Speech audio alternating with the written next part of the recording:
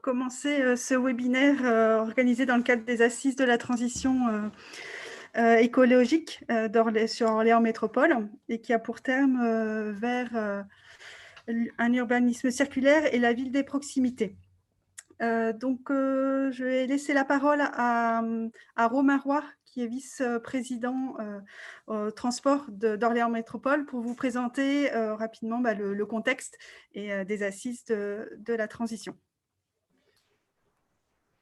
Bonjour à tous, merci pour votre participation. Merci Hélène pour l'organisation de cet atelier. Merci aux différents participants pour la co-animation.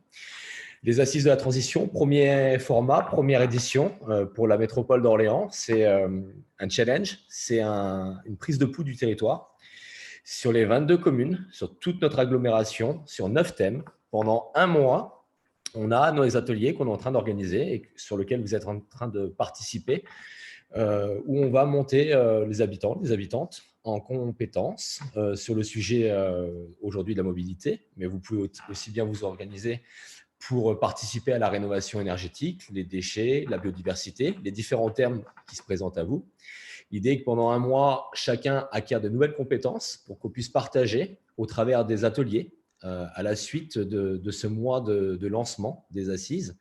Hélène, si vous avez la main sur le… Voilà, parfait, merci.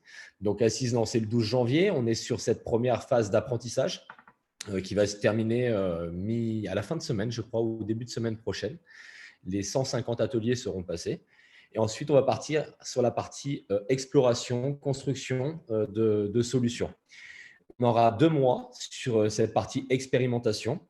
Si vous ne souhaitez pas participer à la partie expérimentation, soit par rapport au temps, par rapport au risque Covid, n'hésitez pas à partager sur le lien transition.orléans-métropole. L'idée est de collecter un maximum de données entre les participants, ceux qui ont participé également au parcours apprenant, ceux qui n'ont pas participé au parcours apprenant.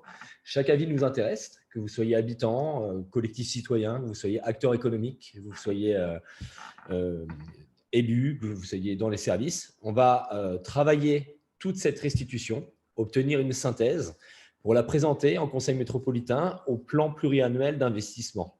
Ça va nous tracer une première ligne d'investissement pour la métropole à horizon 1 an, 3 ans, 5 ans, 20 ans, 30 ans. On va se donner une ambition. On va expliquer aussi ce qu'on juge prioritaire, aussi par rapport à l'appétence et à vos participations. Donc, on a besoin de vos remontées de terrain. On a besoin de vos participations et de cette co-construction qu'on est en train de réaliser ensemble. Donc, je vous souhaite un bon webinaire. N'hésitez pas à poser vos questions au travers le chat qui vous est présenté. Je crois qu'il y aura une présentation. Et à participer massivement aux autres webinaires pour faire entendre votre voix et vos bonnes idées et vos bonnes pratiques. À bientôt. Bon après-midi. Merci beaucoup, Monsieur Roy. Le webinaire d'aujourd'hui a pour thème l'urbanisme circulaire et la ville des proximités. Alors, pourquoi ce thème dans le cadre de la mobilité durable? C'est vrai que sur la métropole, chaque jour, il y a plus d'1 million de déplacements qui sont effectués et encore en grande partie en voiture. Parmi ce million de déplacements, il y en a 90% qui sont effectués par les habitants et qui font plus d'un déplacement sur 2 encore en voiture. Et le trafic routier a des impacts forts sur l'environnement, que ce soit en termes d'émissions de gaz à effet de serre, d'émissions de polluants atmosphériques, en termes de consommation énergétique. Un quart des consommations énergétiques de la métropole sont liées au trafic routier, en termes de bruit, etc. Donc, quels sont nos leviers pour limiter ces impacts? On peut les répartir en 3 grands groupes d'actions, on va dire. On peut maîtriser la mobilité. C'est sur aujourd'hui, le webinaire d'aujourd'hui, on va pouvoir échanger sur cette partie-là. Donc, comment agir sur la demande en déplacement, limiter la longueur des déplacements ou limiter même le nombre de déplacements via, comme aujourd'hui, via le télétravail, via les visioconférences. On peut aussi, autre action possible, c'est reporter vers choisir des modes de transport plus durables, moins impactants. Bien sûr, la marche à pied, le vélo, mais aussi, mettre plus de monde dans un même véhicule, que ça soit via le covoiturage ou le développement de l'usage des transports collectifs.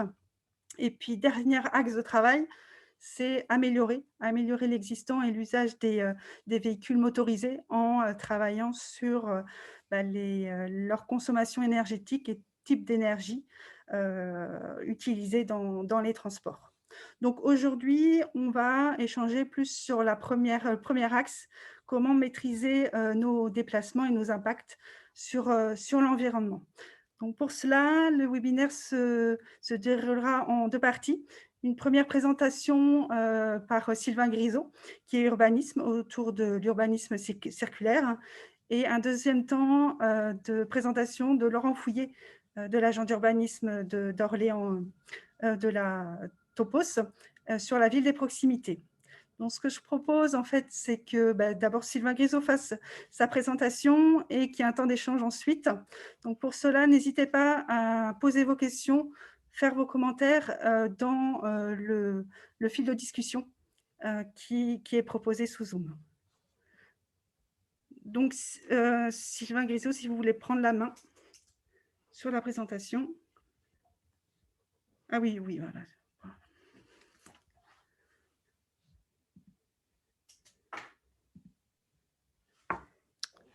Voilà, bonjour à toutes et tous, merci d'être là. En effet, on va parler d'urbanisme, donc on va parler de mobilité, mais pas seulement. En fait, on va comprendre que simplement la ville fait système. Donc ça veut dire on peut pas parler de mobilité de façon isolée du reste. C'est le petit pas de recul que je vous propose de prendre. Alors je vais déjà me présenter très brièvement, hein, ce n'est pas l'objet de notre échange. Moi, je suis plutôt un praticien, hein. J'ai fondé une agence qui s'appelle Dixit.net il y a un peu plus de 5 ans. On travaille sur des projets qui sont des projets de renouvellement urbain, d'où aussi une prise de recul par une activité de recherche qui a donné lieu notamment à la publication de ce petit bouquin, mais aussi qui donne lieu aujourd'hui à un travail d'exploration finalement des modèles alternatifs, notamment autour de ce thème qui est l'urbanisme circulaire. Et puis on fait du conseil, c'est-à-dire qu'on accompagne les acteurs de la ville au sens large, les collectivités, mais aussi les aménageurs, des promoteurs, enfin tous les acteurs à bifurquer, notamment vers des modèles frugaux en sol. Alors, déjà, je voulais partir d'un constat, une forme d'impasse. Alors, vous le savez, hein, on est de plus en plus nombreux sur Terre, mais pas que dans les pays en développement, hein, aussi en France. Et la part urbaine de la population croît elle aussi. Ça veut dire que, en fait, on est de plus en plus d'urbains, tout simplement. Donc, qui dit plus d'urbains, dit plus de villes. Il y a une forme de logique là-dessus, une équation absolument évidente. Alors ça, c'est l'autre image, hein, de cette équation, c'est-à-dire c'est la ville qui mange sa campagne. Euh, alors pour ça, on a inventé, hein, une unité de sol, une unité de mesure du sol, une unité de surface qui est le département en France, hein. Donc tout discours qui parle de la croissance de la ville doit démarrer par en France, on consomme l'équivalent d'un département tous les 10 ans. Alors, on entend ça depuis des années. Ça a été 7 ans, très longtemps. Nicolas Sarkozy a dit tous les ans, mais il s'était un petit peu emballé là-dessus. Et puis, les derniers discours ministériels viennent préciser, hein, le concept, parce qu'aujourd'hui, c'est un département comme la Drôme tous les 10 ans. Alors, en fait, j'ai une très bonne nouvelle pour vous, c'est que tout ça est faux, c'est-à-dire qu'on parle soi-disant, un problème sans être capable de le mesurer. En fait, on a des données depuis un peu plus d'un an. En fait, c'est un département tous les 20 ans, hein, donc c'est peut-être beaucoup moins grave qu'on ne le disait. Sauf qu'un département tous les 20 ans, c'est quand même 30 000 hectares, ça fait une vingtaine d'aéroports Notre-Dame-des-Landes, ce qui est pas complètement rien. C'est 375 EuropaCity et on n'a pas de tribune dans Libération sur le sujet. Finalement, on a une spatialisation, hein, de ces 30 000 hectares qui est évidemment pas au hasard. On va retrouver dans la géographie, hein, de cette consommation d'Enaf, donc c'est pas le pâté breton, hein, c'est les espaces naturels agricoles et forestiers. On retrouve donc nos métropoles régionales, évidemment l'Île-de-France et puis les secteurs littoraux. Jusqu'ici, tout va bien, on est bien dans cette équation, hein, plus d'habitants égale plus de villes.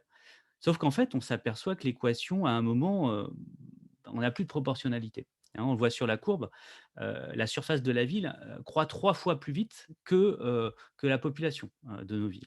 Donc on a une forme de disjonction et puis on a aussi, quand on regarde de façon un peu plus proche, des territoires qui réagissent extrêmement différemment. Pays de la Loire et Bourgogne, 2 territoires qui ont eu des parcours démographiques très différents, forte croissance dans les Pays de la Loire et stagnation en Bourgogne. Ils ont des surfaces équivalentes, et ben pour autant, à vide, quelque part, la région Bourgogne a consommé 30 de ce qu'ont consommé les Pays de la Loire. Pire, en fait, on s'aperçoit qu'on a un quart de la consommation de sol qui est associée aux usages d'habitat, donc pour pas aller très clairement, hein, des lotissements, qui sont réalisés dans des communes qui perdent des habitants. Ça veut dire qu'en fait, on n'a plus du tout de rapport, et cette équation ne veut rien dire. Aujourd'hui, on consomme du sol pour étendre la ville dans des communes qui perdent des habitants. L'équation ne marche pas, c'est pour ça qu'on parle d'étalement. C'est finalement une perte d'efficacité de cette croissance-là. Alors, ça a quelques impacts, hein, évidemment des impacts environnementaux en touchant directement les milieux, mais aussi des impacts sur notre résilience agricole, notre capacité tout simplement à nous nourrir, parce que l'essentiel de ce sol qui est consommé pour faire grandir la ville, aujourd'hui, c'est du sol agricole, hein, qui est consommé au moment où on est en train de faire un certain nombre de virages, hein, de prendre un certain nombre de virages, à la fois liés aux impacts du réchauffement climatique, mais aussi à la nécessaire transition de nos modèles agricoles. On est aussi soumis à des formes de coûts et de surcoûts liés à la ville étalée, hein, qui coûte plus cher tant en investissement, mais aussi en entretien. L'essentiel des services et des infrastructures urbaines sont associés à des formes d'économie d'échelle. Ben oui, ça coûte beaucoup moins cher à la collectivité de faire rouler un tramway plein qu'un bus diesel à moitié vide dans la campagne, mais c'est pareil pour l'assainissement, pour les services scolaires, etc., etc., etc. Ça, c'est des coûts qui sont cachés et pour autant que collectivement, à un moment, on paye d'une façon ou d'une autre.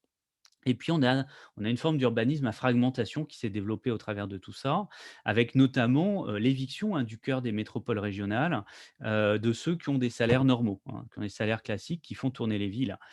D'où aussi derrière, des enjeux sociaux importants. Et puis une forme d'impasse climatique, non seulement parce que dans le sol, hein, on stocke du carbone, notamment, dans le sol agricole, mais surtout les prairies et les forêts, mais aussi parce qu'on c'est l'effet induit, finalement de la mobilité automobile.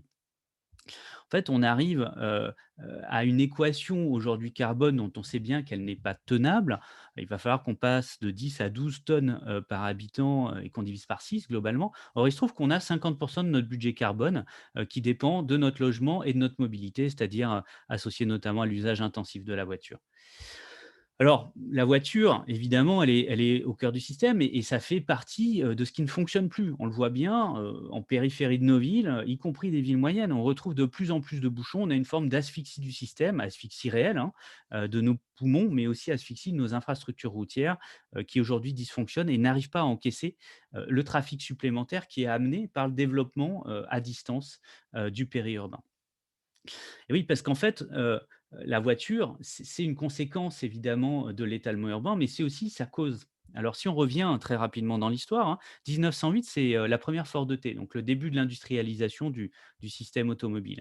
Ça va mettre, du temps, hein, finalement à venir dans la ville, contrairement à ce qu'on pourrait croire. Là, on est en 1900 à New York, on a, des calèches et une voiture et en 1913, le même jour, un jour de Pâques, c'est une grande parade dans la 5e avenue. Là, on n'a plus que des voitures et une calèche. On pourrait imaginer, une révolution, technologique qui se fait d'un coup, pas du tout.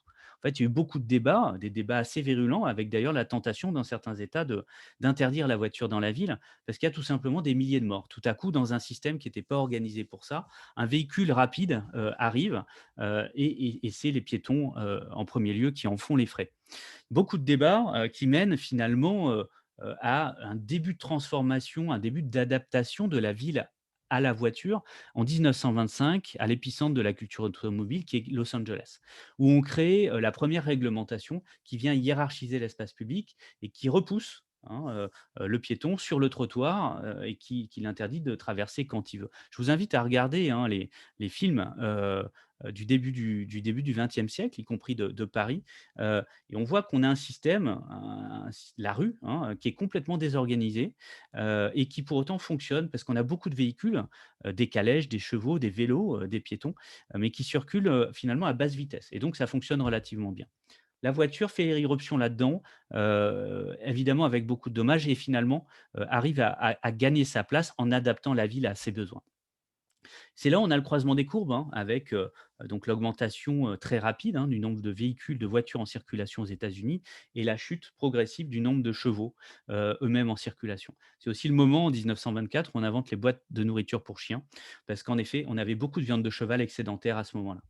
Alors après, le piéton et le cheval, c'est le tramway électrique qui fait les frais de l'irruption de la voiture dans la ville. Alors jusque-là, je vous ai parlé de transformation de la ville, mais pas de transformation du territoire et toujours pas d'étalement urbain. Finalement, le modèle de l'étalement urbain, il est inventé, au sens premier du terme, après la Seconde Guerre mondiale en périphérie de New York avec, le modèle du suburb, c'est les Lewitt Town, inventé par un des fils Lewitt, hein. Lewitt and Sons, c'est une entreprise générale de construction et on retrouve ce qui fera le succès du développement périurbain, c'est-à-dire de la monofonctionnalité. On habite là et c'est tout ce qu'on fait.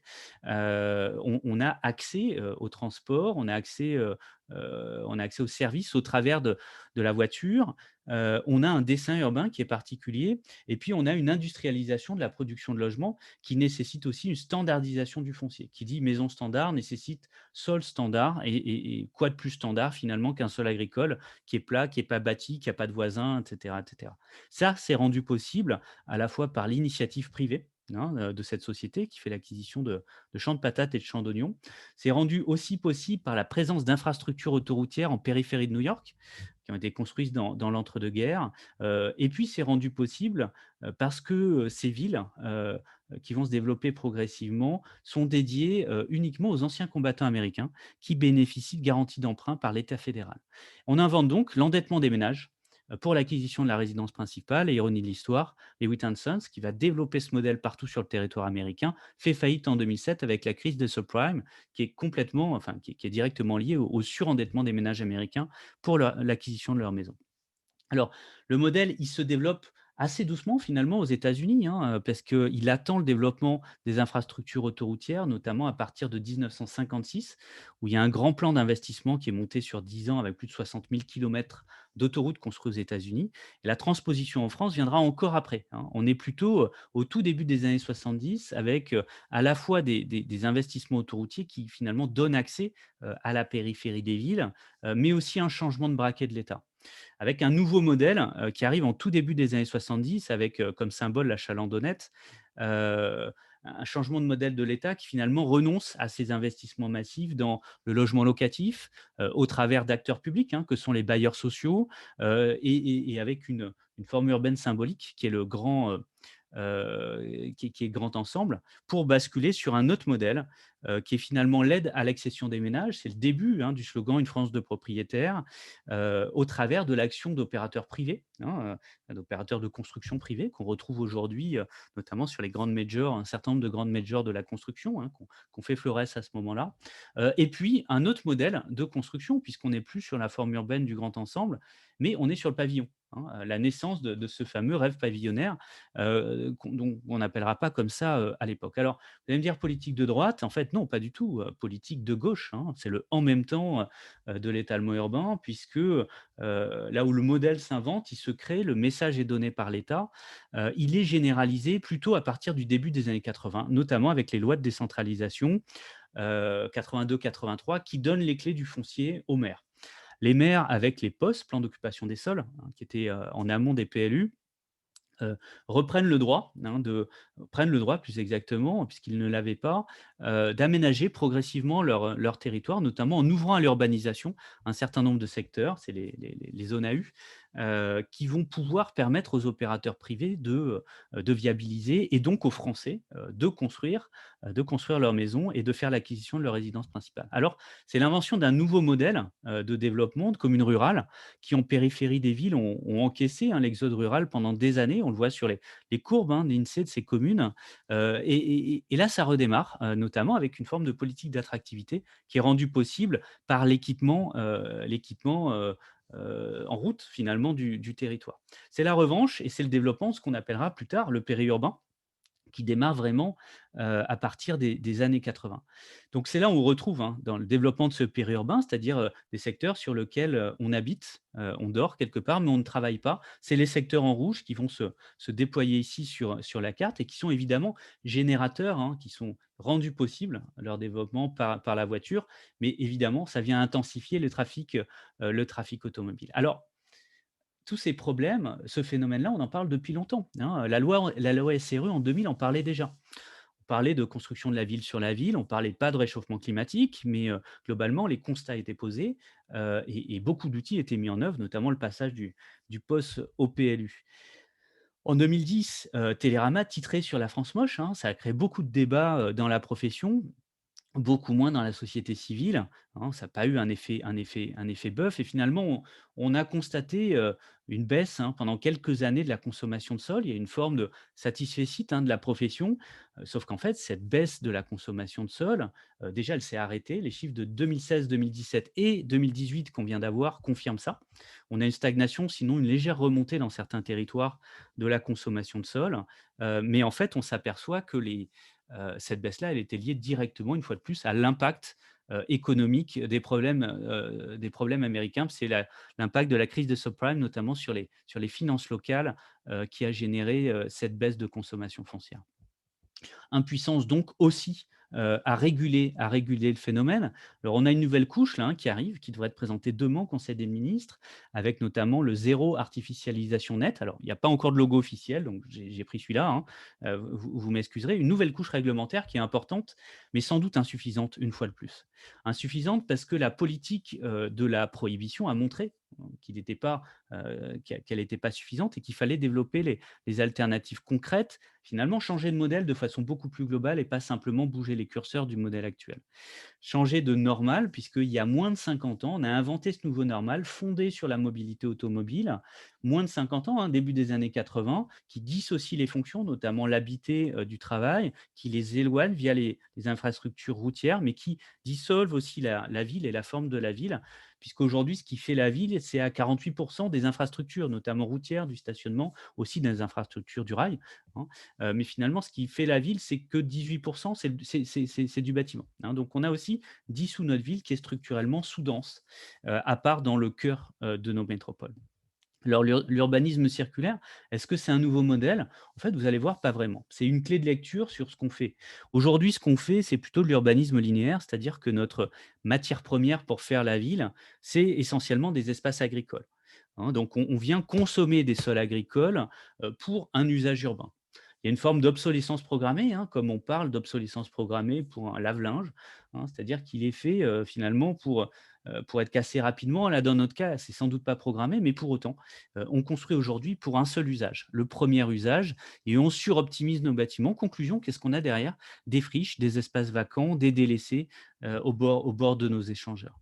Ce que propose l'urbanisme circulaire, c'est dire qu'une fois qu'on a déjà consommé un sol agricole, c'est important qu'on maximise l'usage de ce sol-là. Alors comment on fait? On intensifie l'usage de l'existant, c'est-à-dire qu'on évite de construire, on se pose la question de comment mieux utiliser les bâtiments qu'on a déjà. On transforme les bâtiments qui sont obsolètes. Et puis, on vient à la fois densifier et recycler les espaces qui sont vraiment les espaces urbains qui sont en fin de vie, qui ne peuvent pas porter de nouveaux usages, de façon à relancer finalement la boucle des usages urbains, voire même, dans certains cas, de dédensifier, pardon, et de ne plus construire. Alors, il est temps qu'on s'y mette, en fait. Il est temps qu'on s'y mette parce que globalement, la ville de 2050, elle est déjà là. Si on continue à construire au même rythme qu'aujourd'hui, et il se trouve que vraisemblablement, il faut aussi qu'on baisse ces rythmes de construction, puisqu'on a une traction sur nos ressources, sur les énergies qui est extrêmement importante. Mais mettons qu'on garde le même rythme, on a déjà les 2 tiers de la ville de 2050 sont déjà là. Et c'est long de faire la ville. Donc ça veut dire pour faire proprement le dernier tiers, on a intérêt à le faire au bon endroit, à le faire de façon pertinente, mais dès maintenant. Dès maintenant, parce qu'on est en train de construire ce qui nous reste à faire de la ville de 2050. Et puis, il faut qu'on se préoccupe des 2 tiers qui sont déjà là. Donc, sans doute, se concentrer non plus sur l'extension et le neuf, qui est l'ancien modèle, pour se concentrer sur le périmètre existant de la ville et se concentrer sur l'existant. Alors ça tombe bien, tout existe déjà, j'ai rien inventé, c'est juste des clés de lecture que je vous donne avec l'urbanisme circulaire et notamment, pour qu'on comprenne bien que la source de tout ça, c'est bien une question de mobilité. Alors les pionniers, parce qu'ils font déjà ça, hein, il y a déjà plein de gens, y compris sur votre territoire, qui font déjà ça. Les pionniers, qui sont-ils? C'est ceux qui viennent intensifier les usages, finalement qui nous permettent d'éviter de construire. Intensifier les usages, c'est par exemple, l'urbanisme temporaire, hein, ou transitoire, en différentes versions, différentes couleurs, mais qui partent toutes d'un même constat, c'est qu'un bâtiment dans sa vie, globalement, pendant 10 de sa vie, il sert à rien. Il sert à rien parce qu'il attend les premiers occupants, il attend des grands travaux ou il attend sa déconstruction. Bah, c'est le moment, quand on s'organise différemment, de créer de nouveaux usages, sans pour autant reconstruire. Donc plus d'usages, dans le périmètre et finalement dans un temps de la ville, un peu différent. On voit bien qu'aujourd'hui, on a beaucoup de questions autour de l'usage de nos espaces de bureaux. Si on y réfléchit bien, on construit encore aujourd'hui des bureaux alors qu'on en a beaucoup, qui ne servent à rien pendant une bonne partie du temps et ils servent en général strictement à rien tous les week-ends. Peut-être qu'on pourrait avoir des réunions associatives, peut-être qu'on pourrait mutualiser des espaces. On voit bien, ça vient perturber les modes de gestion, ça vient perturber le regard qu'on a sur les choses et pour autant, ça permettrait d'économiser bien des mètres carrés, à construire. Pareil pour les écoles qui pourraient être des espaces publics, mais aussi les salles de classe qui pourraient servir d'espaces de réunion associative, par exemple, auront construit encore aujourd'hui des maisons des associations ouvertes uniquement le soir, à côté d'écoles qui elles-mêmes ne sont ouvertes que pendant la journée. Beaucoup d'éléments, d'optimisation et pour rester dans le thème de l'école, on a par exemple, sur une autre temporalité, cette école qui ferme comme toutes les écoles, début juillet, mais qui rouvre à ce moment-là, mais avec une autre casquette, celle d'hébergement touristique, puisque ces salles de classe changent d'usage tous les étés. C'est donc se préoccuper pas que de l'espace, mais aussi des temps, et ça, c'est vraiment un élément important. On ne peut pas, finalement penser l'urbanisme, encore moins les mobilités, sans reprendre en main, hein, cette clé des temps. Alors, 2e boucle, sans doute moins pertinente, hein, moins facile, mais tout aussi utile, celle de la transformation de l'existence et finalement éviter de déconstruire, hein. Éviter notamment, de générer, des masses de déchets, pour transformer les bâtiments existants et notamment, conserver, hein, tout ce qui a été investi, pas que en capital, mais aussi en énergie grise, dans leur structure. C'est évidemment des transformations, symboliques, hein, de bâtiments emblématiques, mais c'est aussi des bâtiments du quotidien. C'est par exemple construire quelques logements, une poignée de logements sur le toit d'une copropriété existante. 2 intérêts, le premier, ça crée du logement en ville, hein, et on en a besoin, c'est une alternative à l'étalement, mais c'est aussi un moyen de créer de la valeur pour l'ensemble du bâtiment et donc de payer une réhabilitation globale du bâtiment. Quotidien aussi, cette fameuse transformation des bureaux en logements. Alors c'est pas ce qui va permettre de résoudre tous nos problèmes, mais c'est un élément important et puis c'est aussi une bonne inspiration. La difficulté qu'on a aujourd'hui à faire muter, ces bâtiments-là devrait nous inspirer sur le neuf. C'est le cas d'un certain nombre aujourd'hui de bâtiments, qui sont pensés à la fois dans leur architecture, dans leur trame structurelle, hein, leur organisation, technique, mais aussi dans leur organisation juridique pour pouvoir muter dans le temps. Finalement, ça sert à rien de faire un bâtiment souple, de concevoir un bâtiment souple si le règlement de copropriété ne l'est pas. Donc ça demande, une relecture importante de ce qu'on fait aujourd'hui en neuf, c'est-à-dire comment est-ce qu'on construit aujourd'hui des bâtiments qui demain seront changés d'usage. Et donc construire, à la fois pour l'usage, qu'on attend, mais aussi celui qu'on n'attend pas. Finalement, un bâtiment devrait avoir cette vie, hein, comme un chat, mais aussi anticiper sa fin de vie. C'est le moment du recyclage. C'est le moment où on arrive au bout, en bout de course, sur lequel, il faut qu'on repense l'usage des espaces. Par exemple, la densification pavillonnaire. Aujourd'hui, les logements individuels sont considérés comme étant structurellement sous-occupés, hein, par l'INSEE. On parle beaucoup de la suroccupation, mais pas de la sous-occupation qui est pourtant importante. Et c'est logique, hein, avec le développement dans les années 80, 90, 2000 du logement individuel en périphérie des villes. Qu'est-ce qu'on a aujourd'hui? On a des lotissements assez homogènes d'un point de vue âge, hein, en général, d'ailleurs aussi socialement, et avec des occupants qui vieillissent dans des logements qui deviennent trop grands, des jardins trop grands et surtout inadaptés aux conditions d'un vieillissement en bonne santé, hein, qui nécessite à la fois une accessibilité du logement, mais aussi une proximité des services et une dynamique sociale. Et donc tout sauf l'éloignement des centres. Aujourd'hui, on a tout ce potentiel-là, hein, qui doit être exploité, notamment par une densification mesurée. Si on construisait un logement, hein, à chaque fois qu'on a 100 logements en France, on répondrait largement à l'ensemble de nos besoins annuels de construction de logements. Alors densifier aussi dans le cœur des villes, sans doute mieux que sur cette image, et puis aussi densifier sur le foncier économique qui est aujourd'hui un impensé et qui est pourtant extrêmement générateur notamment de mobilité. On a les enjeux de recyclage de friches, les fameuses friches industrielles d'aujourd'hui, les friches commerciales de demain, qui ne vont pas manquer de se développer en périphérie de notre métropole régionale, et puis un enjeu global, hein, à faire la ville en circuit court, c'est-à-dire à penser la matérialité, globalement le cycle du déchet, hein, des matières qui rentrent, des matières qui sortent. On appelle ça le métabolisme urbain autour de l'activité de la construction, du bâtiment et travaux publics. C'est beaucoup plus que tous les déchets ménagers. Or, c'est un sujet qui est aujourd'hui peu ou mal traité. Alors comment on fait? Déjà, on fixe un cap et le cap, c'est celui de la sobriété foncière.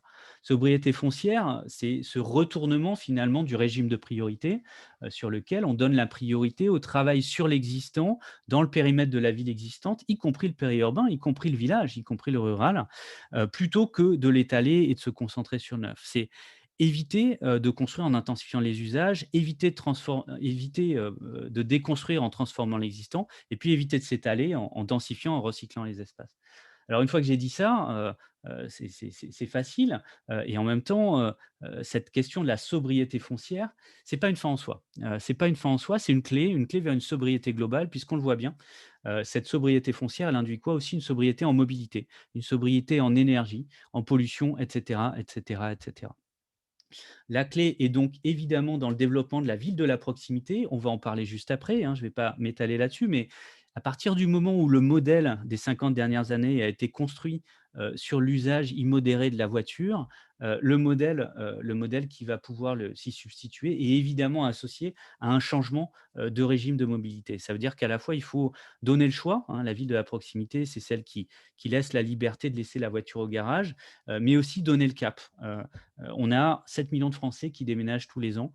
Ça veut dire qu'aujourd'hui, on doit leur donner un cap clair de façon à ce qu'ils puissent faire des choix de localisation qui soient pertinents pour eux. Mais encore faut-il pouvoir se la payer, cette proximité. On voit bien, un des enjeux, ça va être de rendre accessible, la proximité pour tous. Et puis, au travers de ça, faire une ville résiliente globalement, hein, à la fois au virus, mais plus globalement au changement, notamment par rapport à des grandes vagues, la vague climatique dont on parle quoi qu'il en soit, même si on réagit peu, mais aussi simplement, les vagues démographiques. On a un changement important de la démographie sur nos territoires, notamment lié au vieillissement et aujourd'hui, on est loin de remettre complètement à plat nos politiques urbaines et notamment la localisation, des aménités, en fonction de ces éléments-là. Alors pour ça, comment on fait? Déjà, il va falloir révéler le foncier invisible. En fait, à chaque fois qu'on fait le travail, on s'aperçoit qu'on a pléthore de potentiel, hein. La ville n'est pas pleine, elle n'est pas pleine comme un œuf, elle n'est pas surdense. Au contraire, la ville moyenne en France est très peu dense, et elle recèle de plein d'opportunités. Des bâtiments qui sont là et qui sont peu utilisés, des espaces fonciers qui peuvent être densifiés ou des friches qui sont derrière les murs et qu'on ne voit pas, sur lequel on ne vient pas mobiliser les fonciers disponibles. Pour ça, il va falloir miser sur l'intelligence, hein, l'intelligence des acteurs, parce que refaire la ville sur la ville, travailler l'existant, c'est pas seulement plus compliqué, c'est un autre exercice que d'étaler ou de faire du neuf. Donc on a besoin de plus miser sur l'intelligence, mais donc de changer de matière grise, parce qu'en parallèle, ça voudra dire sans doute couler moins de béton.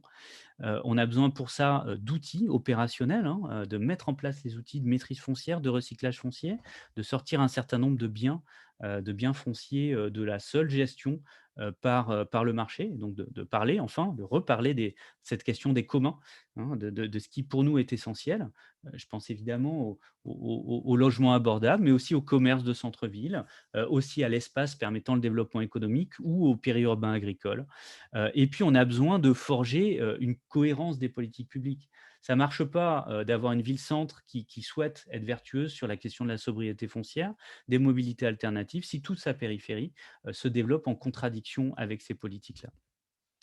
Alors, vous l'avez bien compris, hein, il y a une nécessité de bifurcation parce qu'on est au bout d'un système, on a une forme de thrombose, une asphyxie de ce système-là, mais c'est aussi une vraie opportunité, hein, une opportunité individuelle pour les professionnels. C'est des nouveaux métiers, c'est plus de complexité, plus de dialogue, aussi une opportunité collective, hein, pour les collectivités publiques, mais aussi pour les acteurs privés.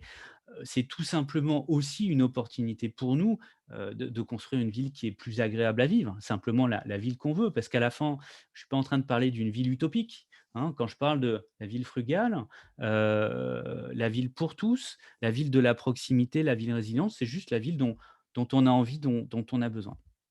Voilà, on va faire le lien avec cette ville de la proximité. Vous souhaitez en savoir plus, évidemment, je vous conseille de lire le bouquin, mais surtout de suivre une newsletter qu'on publie toutes les semaines sur les modèles alternatifs sur ces questions-là, ce qui peut permettre de continuer et de suivre un programme de recherche qui n'est aujourd'hui que en cours, hein, et qui est loin d'être fini.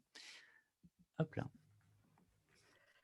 Je vous remercie, Monsieur Grisot, pour cette présentation très dense, très intéressante, qui a bien permis de poser les enjeux liés à l'étalement urbain et puis de voir les outils à mettre en œuvre pour mettre en place un urbanisme circulaire. Il y a pas mal de questions, plus en termes de mise en œuvre notamment. Donc, je laisse la parole à Hervé pour faire la synthèse des questions. Oui, merci Hélène. Pardon, je vais mieux. Oui, pardon. Oui, merci Hélène. Alors, je vais essayer de synthétiser parce que il n'y a pas finalement énormément de questions, mais elles sont assez complètes. Donc, la première pose finalement la question de savoir si la sobriété foncière nous oblige à revoir notre modèle de développement, enfin de logement, pardon. C'est un peu ce que veut dire Monsieur Dulon à propos de l'appétence de la population pour la maison individuelle. Et il prolonge sa réflexion en disant que finalement, quand on réfléchit densification et réchauffement climatique, est-ce qu'il n'y a pas une forme de contradiction finalement entre le fait de se dire qu'il faut densifier les usages et en même temps, la lutte contre le réchauffement climatique imposerait de dédensifier. Donc voilà une première série de questions. Oui, c'est ça, c'est déjà une série, hein, puisqu'on est sur des questions différentes. Sur la fameuse appétence des Français pour la maison individuelle, écoutez, quand on leur demande s'ils préfèrent habiter, parce qu'on a des sondages du syndicat des constructeurs de maisons individuelles tous les ans, sur lesquels on demande aux Français, ou en tout cas à des Français, s'ils préfèrent habiter une cage à lapins ou une maison individuelle. Ils ont tendance à répondre une maison individuelle. Moi, je propose de rajouter une question, est-ce que vous aimeriez, puisque c'est ça qu'on demande, c'est parce que vous faites le choix, est-ce que vous aimeriez habiter dans un château? Et je pense que les Français feraient le témoignage du fait qu'ils préféreraient même habiter dans un château que dans une maison individuelle. On a tenté l'exercice, notamment sur un sondage récent qui a été réalisé en venant déconstruire l'offre et on n'a pas demandé ce qu'ils veulent. C'est ce que disait Henry Ford. Si j'avais demandé aux Américains ce qu'ils veulent comme véhicule, ils m'auraient dit un cheval qui va plus vite et pas une voiture. Plutôt que de proposer une offre standard, on a dit comment vous choisissez et quels sont les ressorts finalement de votre choix, quelles sont les priorités dans le choix de votre lieu d'habitation, à la fois dans l'habitat et dans la localisation. On a la présence de nature, le calme et la proximité. Pour moi, c'est la définition de la ville, mais de la ville qui marche bien et finalement d'une ville qu'on a aussi connue au moment du confinement. Est-ce que c'est normal d'avoir une ville calme? Oui. C'est pas classique, c'est ce qu'on veut construire. Est-ce qu'on a envie de nature dans la ville? Oui, on a envie de nature dans la ville. Ce qui me permet de faire un rebond sur la question du réchauffement climatique et de la densification. Alors quand on parle densification, attention, bon, c'est un processus. Je rappelle souvent que densifier, c'est simplement mettre des étages dans les maisons en Vendée, dans les lotissements. C'est pas nécessairement faire du R+8 partout. Finalement, la ville aujourd'hui, c'est à 30% du périurbain. C'est déjà de la ville. C'est la ville qui est là. Donc ça veut dire qu'aujourd'hui, on a un potentiel de densification qui se fait aussi à cet endroit-là et qui va se faire sur un espace très clairement. Donc on doit imperméabiliser notamment du sol. Sauf que bonne nouvelle, en fait, on a quand même 48% de ces surfaces de la ville qui sont dédiées aux infrastructures, notamment au parking. Et aujourd'hui, c'est la grande question, en fait. C'est à qui on prend de la surface. Et évidemment, on doit prendre de la surface aux mobilités motorisées. Donc, on a de la place dans la ville, on a beaucoup d'espaces, que ce soit des espaces en friche, etc., qui sont pas bien utilisés. Moi, je vais même plus loin. Et dans le bouquin, je donne la parole à un écologue dans le chapitre sur la densification. Pourquoi? Parce que pour moi, dès qu'on a une densification bâtie d'un espace urbain, on devrait avoir une densification végétale. Mais pas du végétal décoratif, hein, du vrai végétal, c'est-à-dire une présence de sol profond, perméable, des arbres et de la densité de nature, y compris de la nature qui tâche, qui salit, qui est un peu boueuse, voire même un peu sale. On a besoin de ça au cœur de nos villes, donc allons-y. Oui, c'est un changement de modèle, mais l'un ne va pas avec l'autre. Et au contraire, on a pu montrer dans pas mal de secteurs qu'on peut faire des choses. Par ailleurs, densifier, c'est pas être contre la maison individuelle, pour reboucler sur la question initiale. Moi, je suis persuadé qu'il y a beaucoup de pistes, de voies pour avoir des maisons, des petits jardins, certes, des petites maisons, des maisons en hauteur, mais des maisons dans la ville. On a beaucoup de nos espaces urbains qui sont déjà des espaces dédiés à la maison. La question, c'est pas pour ou contre la maison, c'est pour ou contre l'étalement urbain et donc le lotissement en périphérie à distance des services. On peut construire beaucoup de maisons dans les lotissements existants. D'accord, merci.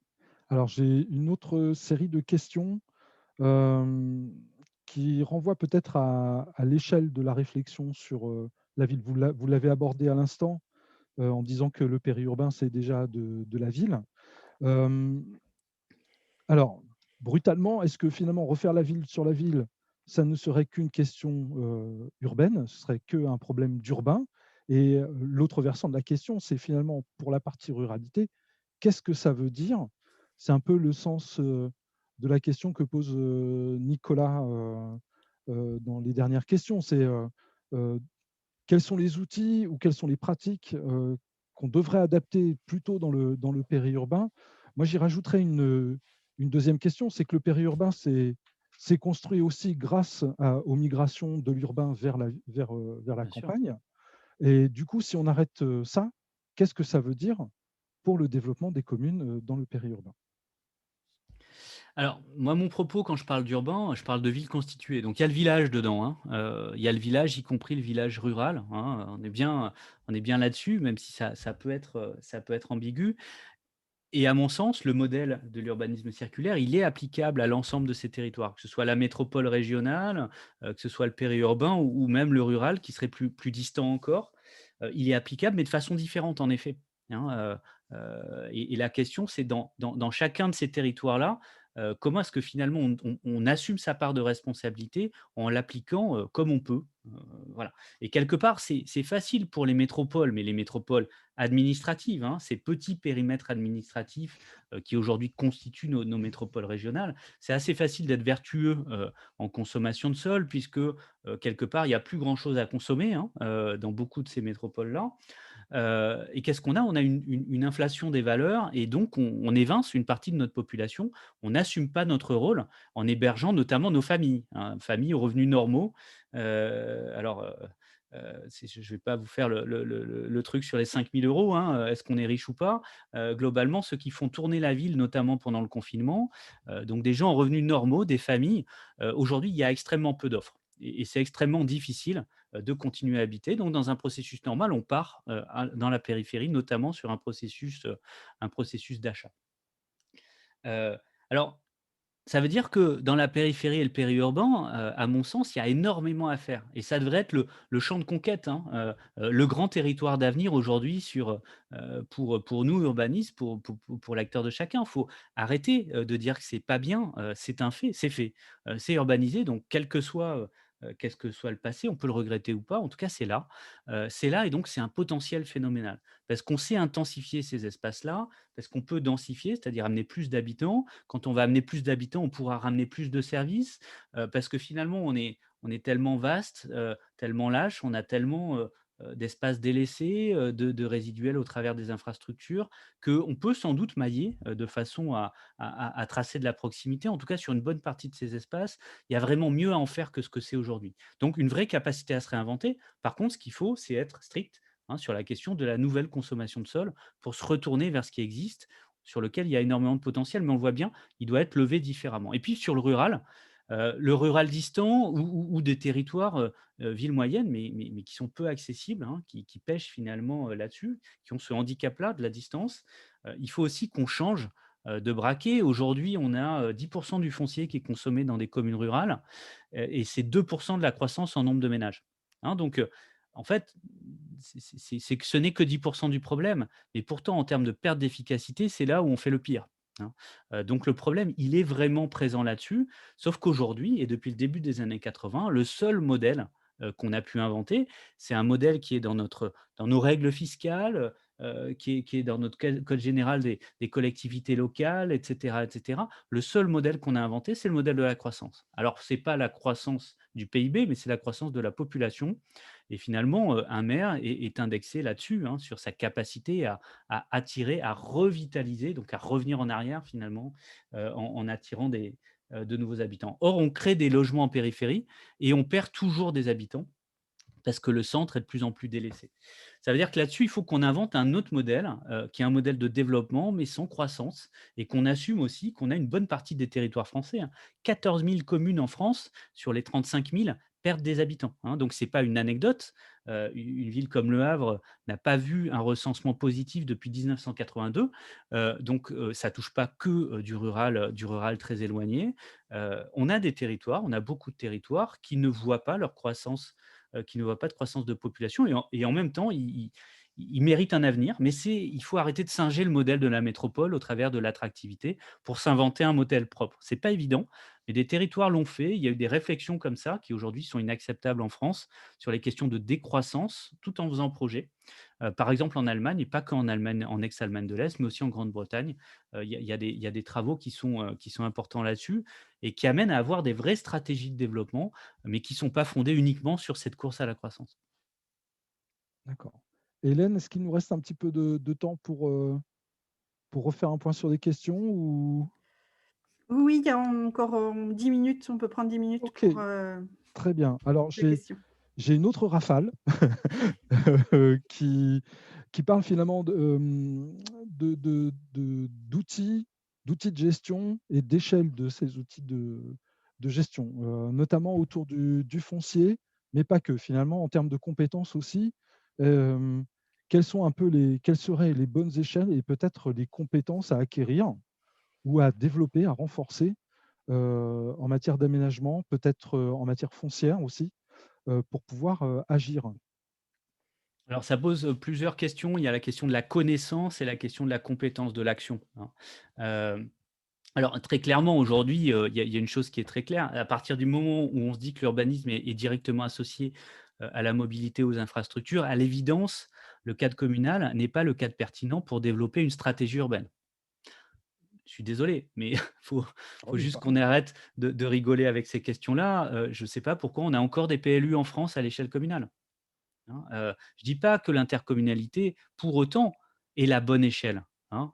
Je suis persuadé d'une chose, c'est qu'il n'y a pas d'échelle parfaite. On est toujours dans la course en France, sur, l'organisation institutionnelle locale idéale, hein. Ce fameux millefeuille territorial, que j'ai tendance à appeler plutôt, pudding, hein, territorial que millefeuille, ça me semble plus proche de la réalité. Heu on est toujours en train d'essayer de régler pour trouver le bon système. Il y en a pas, de parfait, mais ce qu'on sait, c'est que la plupart aujourd'hui de nos entités administratives, hein, les métropoles, les Comcom et cetera, sont pas à l'échelle des modes de vie des Français, tout simplement. Mais il y a une chose qui est certaine, c'est que c'est pas à l'échelle communale qu'on peut arriver à penser ces éléments-là. Donc ça, sortons-en, hein. Il faut passer à l'échelle intercommunale, à la fois pour, le développement des PLUI, pour, les schémas de mobilité, mais aussi pour l'attribution des permis. Ce qui veut dire d'ailleurs, ce qui sous-tend très clairement une question de légitimité, et évidemment, la nécessité d'avoir, une démocratie directe pour ces institutions-là. Pour autant, c'est pas suffisant, hein. Moi, je suis persuadé aussi que, on aura des mises en cohérence de ces politiques publiques et de ces stratégies qu'à partir du moment où on a à la fois des documents, mais surtout des collectivités qui se parlent. Les SCOT ont été globalement défaillants, hein, il y a des exceptions certes, mais globalement, ils ont été défaillants sur la question de la maîtrise, de l'étalement urbain, en France. Moi, j'ai pas mal d'espoir et d'ambition, hein, là-dessus. On va avoir de nouveau, de nouveaux documents qui vont arriver. La question, c'est comment chacun décline cet enjeu de sobriété foncière. C'est pas tant se dire, tiens, on a un stock de temps et comment je le répartis entre nous. Non, c'est on inverse le processus de réflexion, c'est-à-dire, avant de taper dans le champ agricole, on commence par être sûr d'avoir valorisé tout ce qu'on peut faire dans notre périmètre urbain. Et alors pour ça, ça pose la question des outils et notamment des observatoires fonciers. Donc, on va voir notamment avec la mise en application des propositions de la Convention citoyenne pour le climat, une logique de mesure de la consommation foncière. Moi, je dis que c'est absolument pas suffisant. On a besoin non pas de mesurer ce qui ne va pas, mais aussi d'évaluer notre stock alternatif, c'est-à-dire d'avoir des observatoires du foncier qui soient présents sur tous les territoires. Ça peut être un travail d'agence, d'Urba, très clairement. Donc, on voit bien, pas nécessairement sur un périmètre administratif étroit, au contraire, avec une forme d'agilité sur lequel on regarde, oui, les friches, évidemment, mais aussi les secteurs densifiables, mais aussi des bâtiments qui peuvent être mieux utilisés, par exemple des bâtiments publics, etc. etc. Et on a besoin d'avoir des atlas, donc une photographie des potentiels, mais aussi une vision dynamique de toutes ces questions-là. Il y a pas mal de réflexions au niveau national. Je pense que c'est très bien. Pour autant, ça se fera localement. Donc, on a besoin de ça. On a besoin de connaître, fixer un cap, c'est le rôle du SCOT. Connaître, c'est le rôle de l'observatoire. Et puis agir, ça, c'est le rôle des opérateurs, notamment des opérateurs fonciers. Aujourd'hui, on n'a pas des établissements publics fonciers partout en France, pas suffisamment puissants, avec pas suffisamment d'ingénierie. C'est une nécessité. On a aussi besoin de foncières du temps long. Et les EPF sont plutôt là pour faire du recyclage foncier, pour remettre quelque part pour redonner de l'usage à des espaces qui en ont peu ou qui en ont plus. On a besoin aussi d'avoir des sols qui sortent de l'équation économique avec des foncières du temps long. Et ça, une fois de plus, ça repose la question de la bonne échelle d'intervention. Mais soyons complètement opportunistes. Ça peut être le rôle d'une région de, par exemple, mettre en œuvre ce type de foncière. Merci.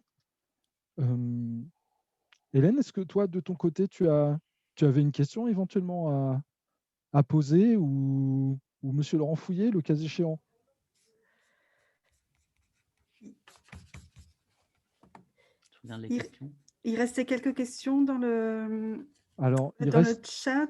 C'était autour il y a des suggestions sur le fait que le périmètre, est-ce que le bon périmètre serait éventuellement le périmètre du SCOT ou le périmètre du bassin de vie? J'y rajouterais peut-être les nouvelles aires d'attractivité qui viennent d'être définies par l'INSEE.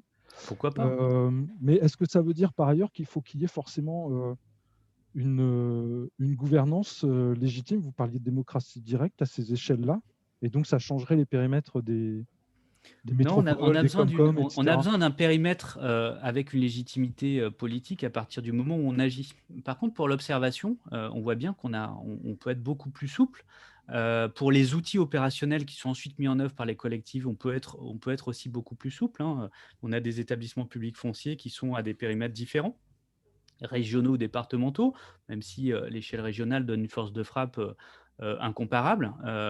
On voit bien là-dessus, ce qu'il faut, c'est arrêter de discuter, parce que c'est notre grande tradition en France, c'est-à-dire on passe 5 ans à discuter du bon périmètre, on met en place l'institution, et puis après on se dit que finalement le périmètre est plus valable.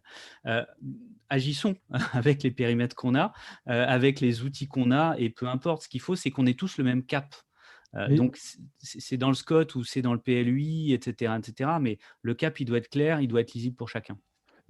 Plusieurs personnes faisaient remarquer dans le chat qu'il y a quand même un problème d'opposabilité. C'est que finalement, tous les éléments sont posés. Souvent, les règles sont écrites ou ont été écrites, effectivement. Et finalement, on a un problème d'application. Alors, la question, c'est si on est, comment dire, si le périmètre qu'on définit n'a pas forcément, enfin, comment dire ça, finalement, est-ce que la question du périmètre reste prégnante dans le sens où, à un moment donné, quand on définit un document de planification et qu'on définit sa mise en œuvre, il faut trouver une aire d'application qui soit efficiente. Alors, vous avez raison, mais la pratique montre quoi? Montre que de temps en temps, on a des collectivités, et c'est très présent ces dernières années, qui finalement retournent le gant, qui changent de regard sur leur territoire et qui se mettent à supprimer des centaines d'hectares de zones à urbaniser. Donc ça, ce n'est pas un changement de cadre réglementaire national. Ce n'est pas une question d'opposabilité, etc. C'est à un moment une prise de conscience locale qu'en fait, le modèle qui était choisi, il ne marche pas et il faut changer. Et on voit bien qu'on y arrive. Alors, on va avoir des modifications, notamment on devrait prochainement conditionner l'ouverture à l'urbanisation des zones AU au fait d'avoir démontré qu'il n'y avait pas d'autres possibilités. Et là, on voit bien qu'on est dans la bonne logique, hein, mais pour autant, ça n'empêche pas d'être intelligent ou d'être plus intelligent que le cadre national. Donc, voilà, ces questions réglementaires, elles sont importantes, mais insuffisantes, hein. Il faut avoir une volonté locale. Merci. Merci beaucoup pour cet échange et puis pour les différentes questions posées par les participants. Je vais laisser la parole donc à Laurent Fouillet de l'Agence d'urbanisme qui va faire un zoom sur la ville des proximités sur laquelle on a échangé un petit peu. Et en préambule, Laurent avait un petit sondage à vous partager. Bonjour à toutes et à tous. Donc, c'est une petite question un peu pour vérifier si tout le monde est toujours présent dans la salle. Petite interrogation surprise. Donc, si vous pouviez répondre à la question, c'est un choix multiple. Donc, vous pouvez choisir toutes les modalités qui vous sont proposées. Sachant que j'en ai mis que 10 parce qu'en fait, dans Zoom, on était contraint. Vous ne pouvez pas mettre plus de 10. Oui, et il y a une... c'est peut-être pas visible les 10. Hein, on va peut-être dérouler un peu. Il y a le dernier item, pharmacie, restaurant à la fin aussi. Il faut peut-être dérouler.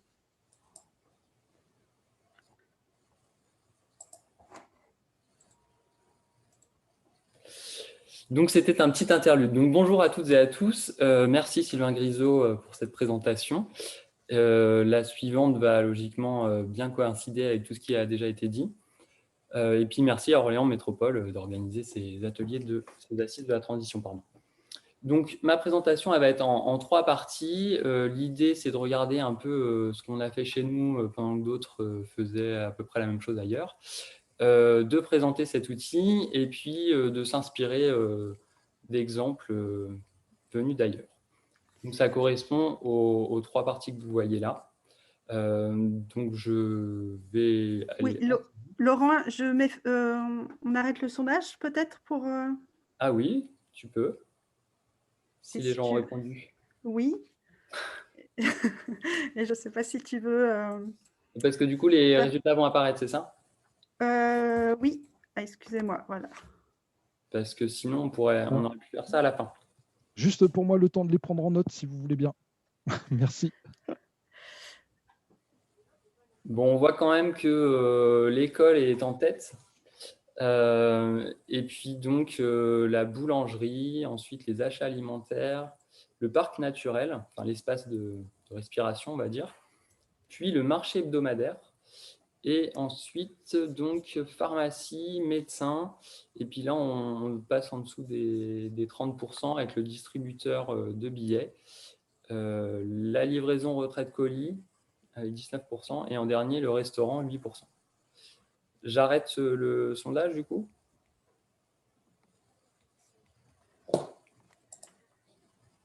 Et je reprends ma présentation. Donc, en 3 parties, en gros, 10 minutes chacune. La première, un petit peu sur une rétrospective de la notion de proximité. Ensuite, la présentation de l'outil, comme je vous l'ai dit, et des exemples inspirants pour la transition. Donc, la proximité se résume assez facilement. C'est quoi la proximité? En gros, la ville, c'est la proximité. C'est l'idée d'un peuplement regroupé sur un même espace. Et donc, pour vous expliquer ça, je mets en avant le livre de Marc Diel, La transition urbaine, qui porte bien son titre, dans laquelle Marc Diel nous explique qu'initialement, alors je ne sais pas si vous voyez mon pointeur, sur la couverture, la ville s'est d'abord constituée, la ville historique, on va dire, qu'il a appelée ville pédestre. Il y a un deuxième âge qui est la ville hippomobile, dans laquelle c'est l'image qu'on voyait tout à l'heure, les calèches se déplacent. Et puis, à partir de 1850, le rail arrive, la ville change déjà un peu d'échelle, on sort, on urbanise des faubourgs, et puis, dernier âge de cette construction, la ville motorisée, dont on a déjà parlé, donc c'est plutôt ce qu'il y a à l'extérieur, qui est assez dispersé, étalé, fragmenté. Beaucoup d'adjectifs peuvent qualifier cette occupation de l'espace.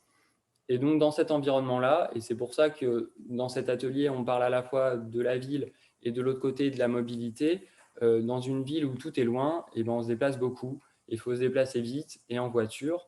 Et donc, on entre dans le cercle voiture, étalement urbain, déjà évoqué tout à l'heure. Donc, l'idée, c'est comment en sortir, comment refaire une ville de la proximité. Alors, finalement, là, l'idée est assez ancienne. Et dès les années 80, on va dire, le mouvement du nouvel urbanisme reprend les idées un peu traditionnelles de la ville avec la densité, la mixité, la proximité. Et donc, on parle à l'époque de ville des courtes distances, de ville à portée de main. Il y a également un nouveau piétonisme qui se développe et donc vraiment une culture d'un aménagement et d'une fabrique de la ville qui pense d'abord aux piétons pour remédier aux problèmes de la ville étalée. Enfin, donc déjà sur les ouvrages possibles, il y a celui de Sylvain Grisot, le chapitre 4 explique très bien ce phénomène. Et un autre auteur, donc J.H. Crawford, qui a écrit un livre qui s'appelle Car Free Cities et qui n'a pas été traduit à ma connaissance, mais qui est vraiment pour moi la référence en la matière. Donc, si on veut construire cette ville de la proximité, on s'inspire de la ville qui a déjà existé avant l'automobile, à savoir la ville pédestre et la ville ferroviaire, qui nous donnent des modèles d'organisation de l'espace dans laquelle on a peu besoin de se déplacer. Et si on doit se déplacer, ce sera à faible distance. Je ne m'étends pas sur la ville ferroviaire. On a différents termes. On parle de collier de perles ou de développement en doigt de gant. Donc, on a une forme de la ville qui suit les axes de transport collectif par rail. C'est des choses il y a des territoires qui ont toujours urbanisé en lien avec le tramway. Donc, on retrouve des formes urbaines comme celle-là à Copenhague, mais aussi à Bâle, à Karlsruhe, et aussi à Orléans. Finalement, quand les lignes de tramway ont été construites, ça a été l'occasion d'urbaniser autour des stations. Je suis allé trop vite.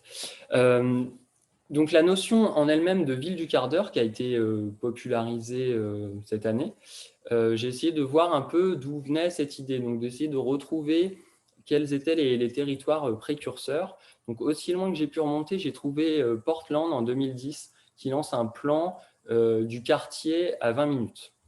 Donc, on n'est pas au quart d'heure, on est à 20 minutes, mais on voit bien que l'idée est la même, sachant que c'est 10 minutes aller, 10 minutes retour.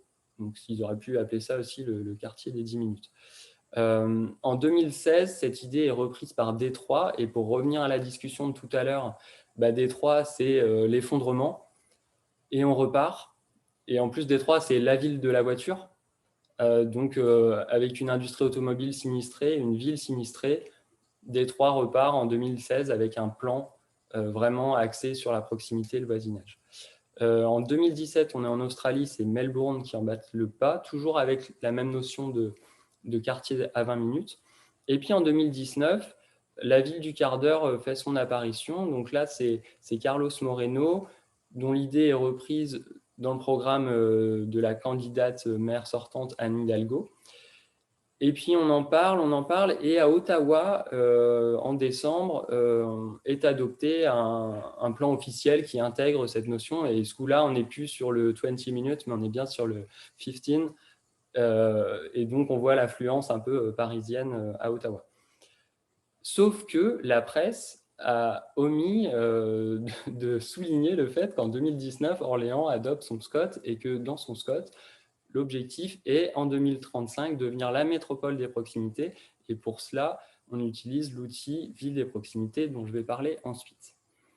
Ce qu'il faut retenir, c'est quand même le raz-de-marée urbanistique qui apparaît dans cet article ici. Parce qu'en fait, c'est ce qui s'est passé en 2020.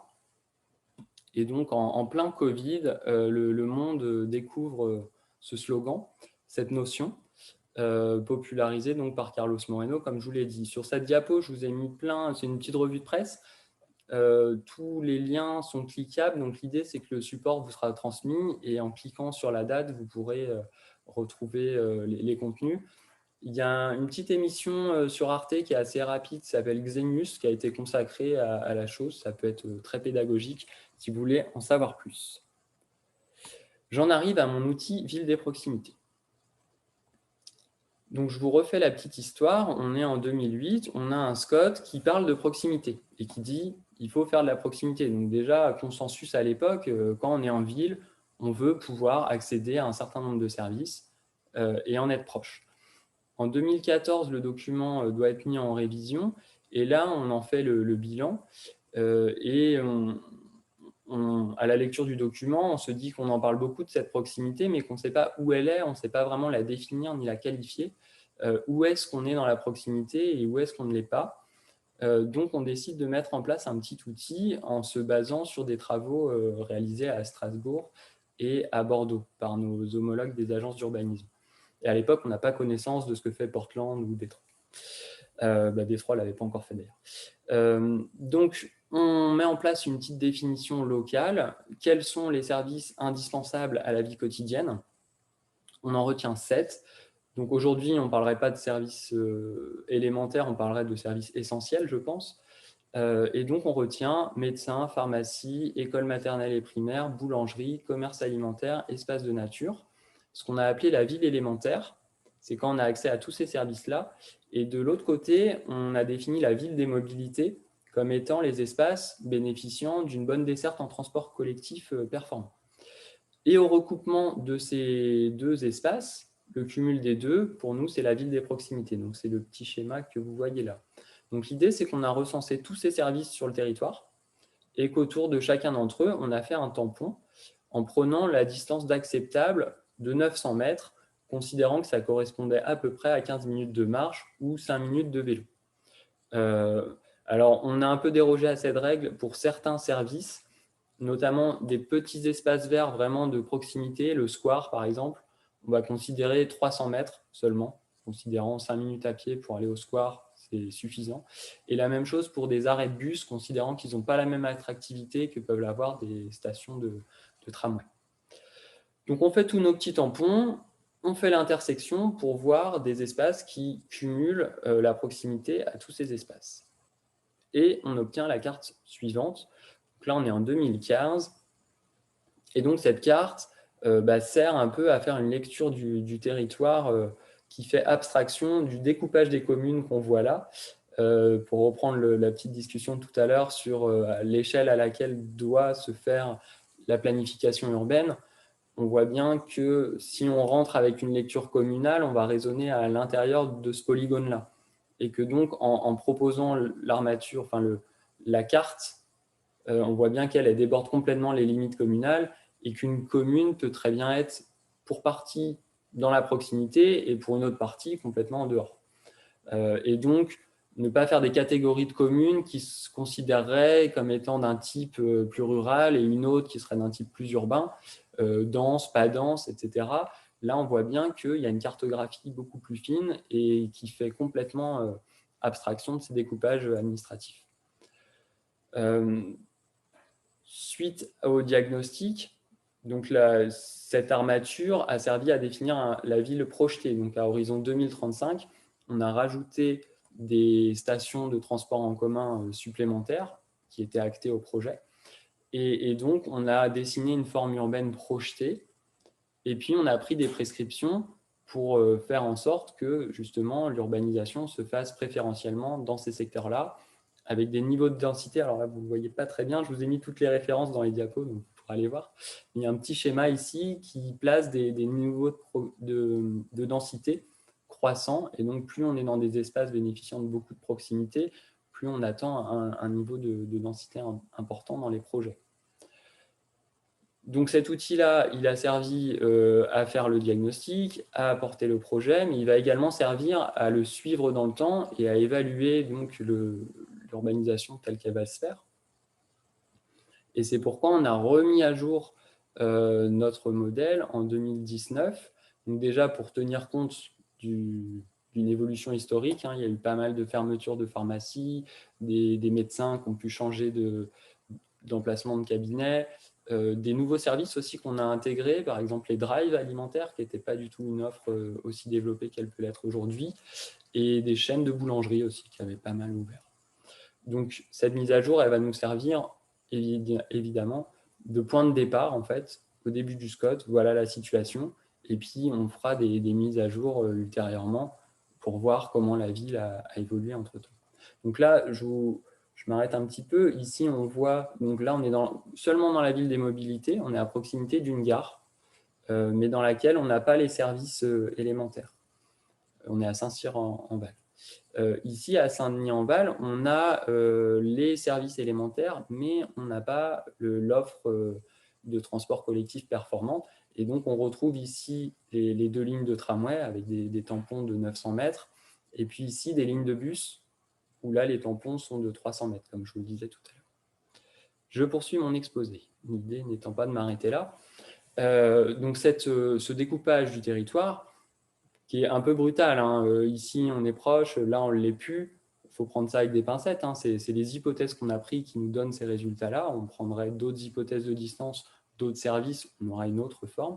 Mais avec cette méthode-là, la forme qu'on obtient nous permet d'évaluer la part des habitants, déjà là, qui habitent dans ces différents secteurs. Donc, je vous aide à lire un petit peu les illustrations qui sont là. Donc, c'est toujours le même jeu de couleurs. Donc là, c'est la ville des proximités. Donc 10% de la surface totale. Et dans la ville des proximités, 7% n'a que la ville élémentaire, donc les services du quotidien, et 7% n'a que l'offre de mobilité performante. Et 76% du territoire n'a rien de tout ça, mais c'est bien logique parce que là, on est sur le polygone intercommunal. Si on regarde les surfaces urbanisées, elles se distribuent de manière très différente. Et donc, on a 28% des surfaces urbanisées qui ont le plus haut niveau de service. Si on regarde du côté des emplois, des habitants et des logements, on observe que ces 28% sont ceux qui concentrent l'essentiel, la majorité des emplois, des habitants et des logements, 62% des logements. Donc, on est aussi dans des logements un peu plus petits, ce qui fait que ce n'est que 55% des habitants, mais c'est déjà très bien. Donc, c'est pour ça que j'ai mis bonne nouvelle. Le point de départ n'est pas mauvais. Et donc, l'idée, c'est de faire progresser la part de ceux qui bénéficient de cette proximité concrète. Pour continuer de vous parler de l'outil et aussi de l'échelle, donc l'outil a été fait pour le SCOT, donc à l'échelle d'Orléans Métropole et de ses 22 communes, un SCOT qui régulerait l'étalement urbain à l'intérieur de cette EPCI, mais qui finalement la sous-traiterait à l'extérieur, n'aurait servi à rien. Donc ce qu'on a voulu faire, c'est aussi regarder à l'échelle d'au-dessus ce qui se passe, et c'est assez intéressant. Donc là, c'est des tests, c'est quelque chose qui n'est pas encore engagé. On prévoit d'élargir notre outil à l'échelle du territoire de travail de Topos. Et donc, ici, en regardant les services liés à l'éducation, l'alimentation et la santé, on observe qu'il n'y a pas une opposition nette centralité, métropole et périurbain. Y compris dans le périurbain, on va retrouver des petites centralités. Donc, c'est ce qui était dit tout à l'heure. Il faut voir la chose comme un système. On peut déjà être dans la proximité, dans un village, qui aurait tous ces services. On va le retrouver donc à toutes les échelles. Donc on voit ici sur le long de la Loire, on va retrouver des polarités dans lesquelles les habitants peuvent trouver tous les services qui sont là. L'autre question, c'est aussi, est-ce qu'il ne faut pas rajouter des nouveaux services? Donc c'était aussi un peu l'objet de ma question tout à l'heure. C'est qu'aujourd'hui, nous, on a pris ces services-là. C'était quand même il y a 5-6 ans maintenant. Donc aujourd'hui, peut-être qu'on en prendrait d'autres. Il y a la question des relais colis que j'ai évoqué, les espaces de coworking qui peuvent offrir un lieu de travail à proximité de chez soi, si on estime qu'on ne travaille pas dans le domicile, la question de la vente directe, etc. Donc, d'autres services à intégrer à cette carte. J'avais mis une petite astérisque sur coworking parce que fut un temps, on parlait de cybercafé et finalement, on pourrait parler de café. ou d'espaces en fait, qui sont ouverts sur l'amplitude horaire de la journée où les personnes trouvent une connexion et donc peuvent venir travailler. Je ne vais pas m'étendre plus là-dessus. Tout est en ligne sur le site de Topos, donc je vous invite à le visiter. Vous y trouverez plus d'éléments sur cet outil, mais aussi sur d'autres outils en lien avec ce dont on discute aujourd'hui, l'occupation du sol et la consommation d'espace. Donc, on a des statistiques qui ont été réalisées sur la période 2010-2016, si je ne m'abuse, et donc qui permettent de voir comment les différents territoires ont consommé de l'espace, et où et comment. Donc, j'en arrive à la troisième partie, qui pour moi est peut-être la plus réjouissante. Donc, on sait toutes ces choses-là depuis très longtemps. Ce qu'a dit Sylvain Grisot tout à l'heure, nous, c'est un peu notre travail à l'agence urbanisme de tenir ce discours-là. Alors, peut-être pas aussi bien que lui, mais en tout cas, de faire ce travail pour faire pousser la bifurcation. Et donc, aujourd'hui, on sent qu'il y a une demande populaire, j'ai envie de dire, de changer les choses, alors que jusque-là, on était plutôt sur des petites discussions internes entre des techniciens comme nous, des élus qui n'avaient pas forcément le même regard sur les choses, et donc on discutait de ça entre nous. C'est vrai que d'ici, élargir la discussion peut permettre d'envisager peut-être des choses un petit peu plus, percutantes. Alors percutante, ça peut être un bon mot pour cette diapositive. Donc 2020, je vais considérer qu'on a tous fait un pas de côté, donc je ne vais pas vous réexpliquer ce qui s'est passé, mais en termes de mobilité, c'est quand même quelque chose qui a complètement réinterrogé dans une société dans laquelle on fait de plus en plus de kilomètres tous les ans. Avoir une année où on met le frein et on ne bouge plus, on ne sort plus de chez soi, c'est quand même une expérimentation assez brutale.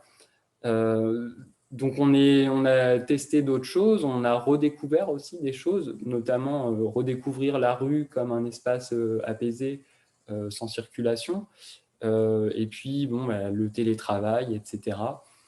Donc je pense que l'argumentaire, le terrain est préparé pour pouvoir bâtir autrement et donc peut-être accélérer le mouvement. Donc pour ce faire, on regarde qu'est-ce qui se fait ailleurs et puis on a envie d'aller chercher chez les meilleurs. Les exemples ne manquent pas.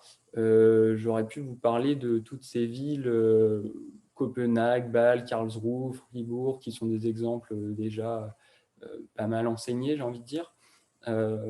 Barcelone et Madrid, qui, elles, ont entamé une dynamique peut-être plus sur le tard, mais qui montre que justement, on peut changer assez rapidement.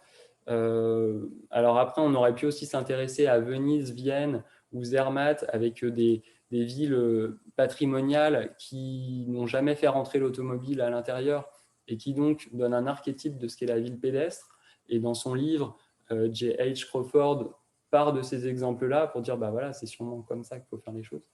On aurait pu vous parler aussi de Milan, parce que Milan a été sinistré et a rebondi avec un plan d'aménagement cyclable transitoire assez gigantesque.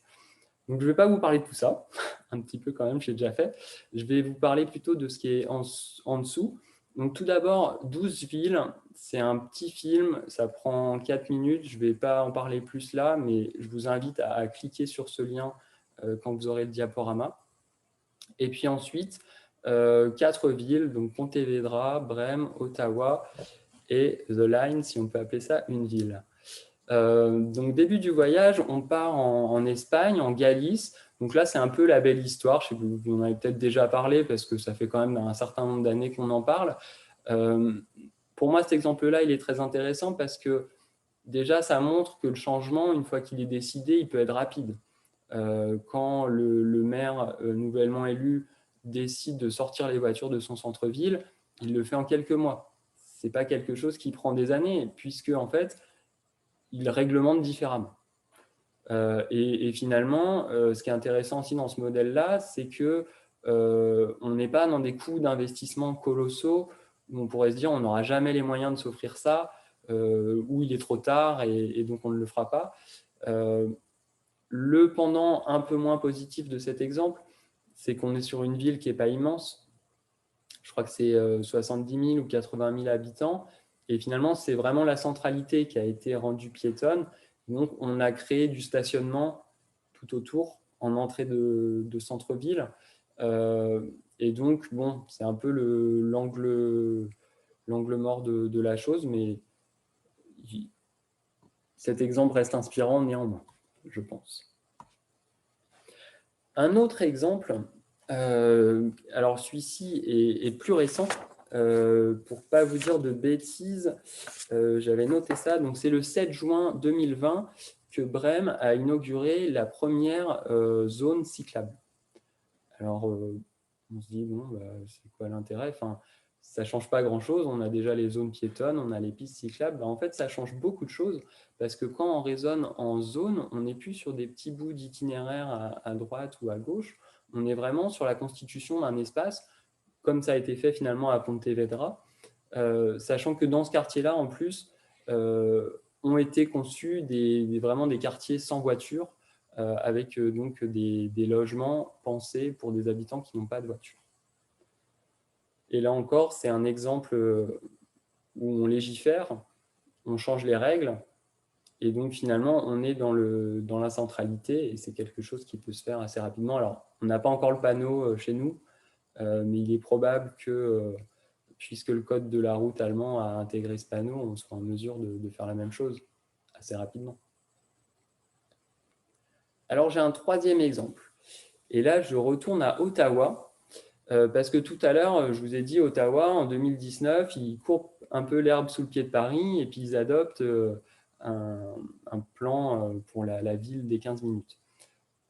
Là, c'est un article très intéressant du Globe and Mail qui a comparé les différentes villes canadiennes à partir de ces indicateurs-là. Et finalement, ce qu'on voit, c'est qu'Ottawa, ils ne sont pas très bons, hein. Ils n'ont que 20% de leur population qui loge dans des blocs denses en aménités, donc qui regroupent les services. Alors la méthode n'est pas exactement la même que la nôtre, mais je pense qu'avec une méthode similaire, on serait quand même plus proche de Toronto ou Montréal, avec 55% des habitants qui vivent à proximité de ces services.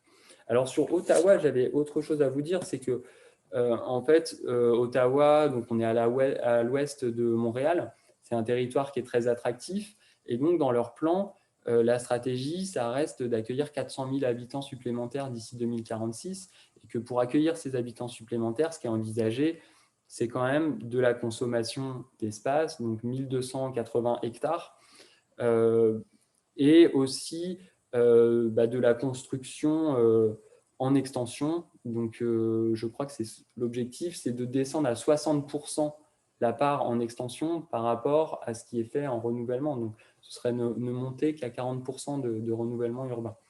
Nous, dans le SCOT, ce qu'on avait vu, c'est que dans le panier de projets locaux, on était plutôt sur un 50-50 de base. Donc, quand on regarde les autres ailleurs, on peut se dire ils sont trop forts, ils ont trop d'avance, on n'y arrivera jamais. Le sens de mon exposé, c'est quand même de dire que on n'est pas si mal que ça, et peut-être même que sur certains sujets, on a un peu d'avance. Alors, le dernier exemple, lui, c'est complètement en décalage. Donc là, on est sur une ville nouvelle qui vient d'être annoncée en Arabie Saoudite. Vous voyez, c'est tout récent, c'est mi-janvier, on annonce ça. Alors finalement, c'est une ville sans voiture, sans carbone, contemporaine, hein. On prend les contraintes du présent et on se dit on va faire une ville nouvelle qui réponde à tous ces enjeux. Donc c'était déjà un peu le cas avec Masdar City.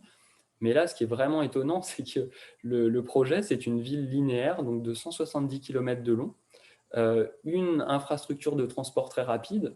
Donc on imagine j'ai oublié le nom, un hyperloop ou quelque chose comme ça, plus une ligne de métro qui, elle, est plus lente, mais permet d'aller d'un quartier à l'autre. Mais finalement, là, on est vraiment dans le contraire de l'urbanisme circulaire. Une ville nouvelle, donc un gros chantier, on va couler des tonnes de béton pour construire ces infrastructures. Et puis, finalement, je reparle encore ici de Car Free Cities, parce qu'en fait, dans son livre, J.H. Crawford imagine une ville dans laquelle on n'ait pas besoin de faire un un trajet de transport en commun en plus de 35 minutes avec maximum une correspondance. Donc en fait, il dessine une ville nouvelle, sauf que quand on lit son livre, on voit bien qu'il est dans une idée, il est sur le papier, mais que lui-même est amoureux de la ville telle qu'elle existe, et que l'idée est quand même plutôt d'adapter les villes qui sont les nôtres, c'est ce qui était dit tout à l'heure, 90-95% de la ville, des villes sont construites. Donc l'idée, ce n'est pas de créer la nouvelle ville dans laquelle on n'aurait plus de problème, c'est d'adapter nos villes telles qu'elles sont aux problèmes qui sont les nôtres. Alors j'en arrive à ma conclusion, en fait c'est 2 diapos. Donc tout d'abord, la bonne nouvelle, c'est que finalement la transition, elle était déjà engagée. Alors sûrement pas assez rapidement, le virage a été pris trop doucement, mais désormais le nouveau contexte permet sûrement d'accélérer toutes ces choses qui étaient déjà là, qui n'avançaient pas très vite, mais qui étaient déjà là. Quelque chose que j'ai déjà dit, c'est que à se comparer au meilleur, on pourrait se faire peur et s'auto-dénigrer et se dire qu'on n'y arrivera pas. Au contraire, il faut vraiment les prendre comme des pionniers qui ont testé des choses, qui nous ont montré que ça marchait et que donc nous, on a un avantage, c'est que on n'aura pas ces coûts de développement, de recherche et développement, j'ai envie de dire. Ils ont expérimenté pour nous, donc on a juste à aller copier les bonnes idées qui marchent et à faire la même chose chez nous. Et puis enfin, on a un territoire qui a des atouts. Alors, sans avoir bifurqué, on a quand même fait des choses. Il y a des lignes de tramway qui ont été construites, il y a des kilomètres d'aménagement cyclable qui ont été construits, il y a un secteur piétonnier qui s'est développé, la Loire à vélo, les quais, etc.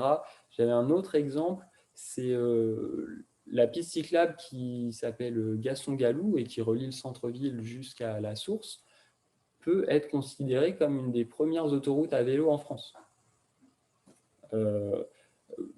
Donc voilà, des choses ont été faites ici.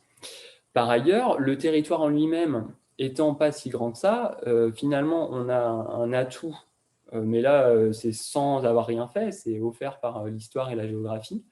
Donc on a un territoire qui est adapté à cette proximité. Par ailleurs, donc, il y a sûrement d'autres ateliers dans lesquels on va parler de circuits courts. Et là, on se dit, en plus, cette ville est traversée par un val. Alors, ça pose des problèmes en termes d'inondabilité, mais c'est aussi un val cultivé dans lequel on peut faire, on fait pousser des légumes et des plantes. Donc, on a un espace productif. On a également la forêt. Donc, finalement, c'est un territoire qui a été assez gâté par la nature, y compris pour lutter contre l'étalement urbain et favoriser la proximité. Et puis, donc, ça je l'ai déjà dit, mais l'accélération des transitions peut nous permettre d'atteindre les objectifs qui ont déjà été évoqués et qui sont ceux du SCOT. Dernière conclusion. Donc, la solution de l'urbanisme tourné vers l'infrastructure de transport est une impasse déjà explorée. Donc là, c'est pour répondre à The Line, je pense qu'il ne faut pas continuer à persévérer dans ce type d'erreur. Attendre tout de la solution technique et attendre que les transports règlent les problèmes du modèle d'urbanisation, c'est risqué, c'est le moins qu'on puisse dire. Et puis, le problème demeure entier, en fait. On peut changer de motorisation. On a toujours cet énorme stock de personnes à déplacer tous les jours qui font beaucoup de distance.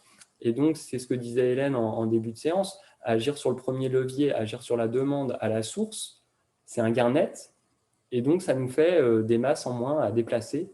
Et donc, on règle le problème énergétique à ce niveau-là plus facilement. Enfin, l'adaptation de la ville existante, donc ça je l'ai déjà dit. Mais ce que je précise là, c'est que donc, ce n'est pas que réaménager différemment. Il y a un mode d'intervention qui, lui, est sur les règles de circulation, les règles de stationnement, les vitesses autorisées et les modes de vie. Donc finalement, en travaillant différemment, en habitant différemment, en consommant différemment, on résout les problèmes des mobilités. Et là, on est dans le domaine des conventions sociales. Donc, c'est des problèmes entre nous et nous, humains. Et on n'a pas à lutter contre des défis physiques comme déplacer vite et loin des masses lourdes, où là, on fait face à un problème énergétique. Dernier point, en fait, j'aurais pu le mettre dès le début et ça a déjà été dit, depuis dans toute cette intervention et celle qui précédait, on parle de la ville, on parle d'un système territorial, on n'est pas sur une catégorie qui opposerait la ville du village ou du bourg ou de la mégalopole. Voilà, j'en ai fini. Merci de votre attention. Merci beaucoup, Laurent, pour cette présentation là aussi très dense de l'outil. Dans un premier temps, la vie des proximités, et puis avoir aussi des regards sur ce qui se passe ailleurs et voir que c'est faisable. Et donc, ce qui nous donne un peu une feuille de route pour ces prochaines années. Il y a eu pas mal de questions dans le fil de discussion, donc je vais laisser Hervé synthétiser ces questions. Et puis, on a une demande d'intervention de JF. Donc, peut-être qu'on vous donnera la parole juste après cette première salve de questions. Oui, alors juste avant de commencer la salve de questions, je vais préciser une chose pour être très honnête et objectif vis-à-vis de toutes les personnes qui regardent ce chat. Je suis le directeur des études de l'agence d'urbanisme, donc je travaille directement avec Laurent. Voilà, je voulais le préciser pour que les choses soient bien claires.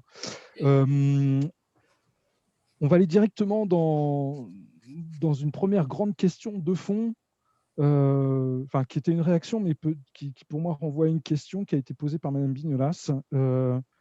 Est-ce que finalement, la question de la proximité, ce n'est pas d'abord un enjeu d'organisation multipolaire, plutôt que d'avoir une seule centralité à l'intérieur de laquelle tout serait concentré? Et si je pars de là et que j'élargis mon propos, c'est que finalement, quand on va dans le périurbain lointain, où se trouvent les centralités? Et du coup, quelle notion de proximité cela veut-il dire, ou faut-il développer selon toi? Je vais te tutoyer.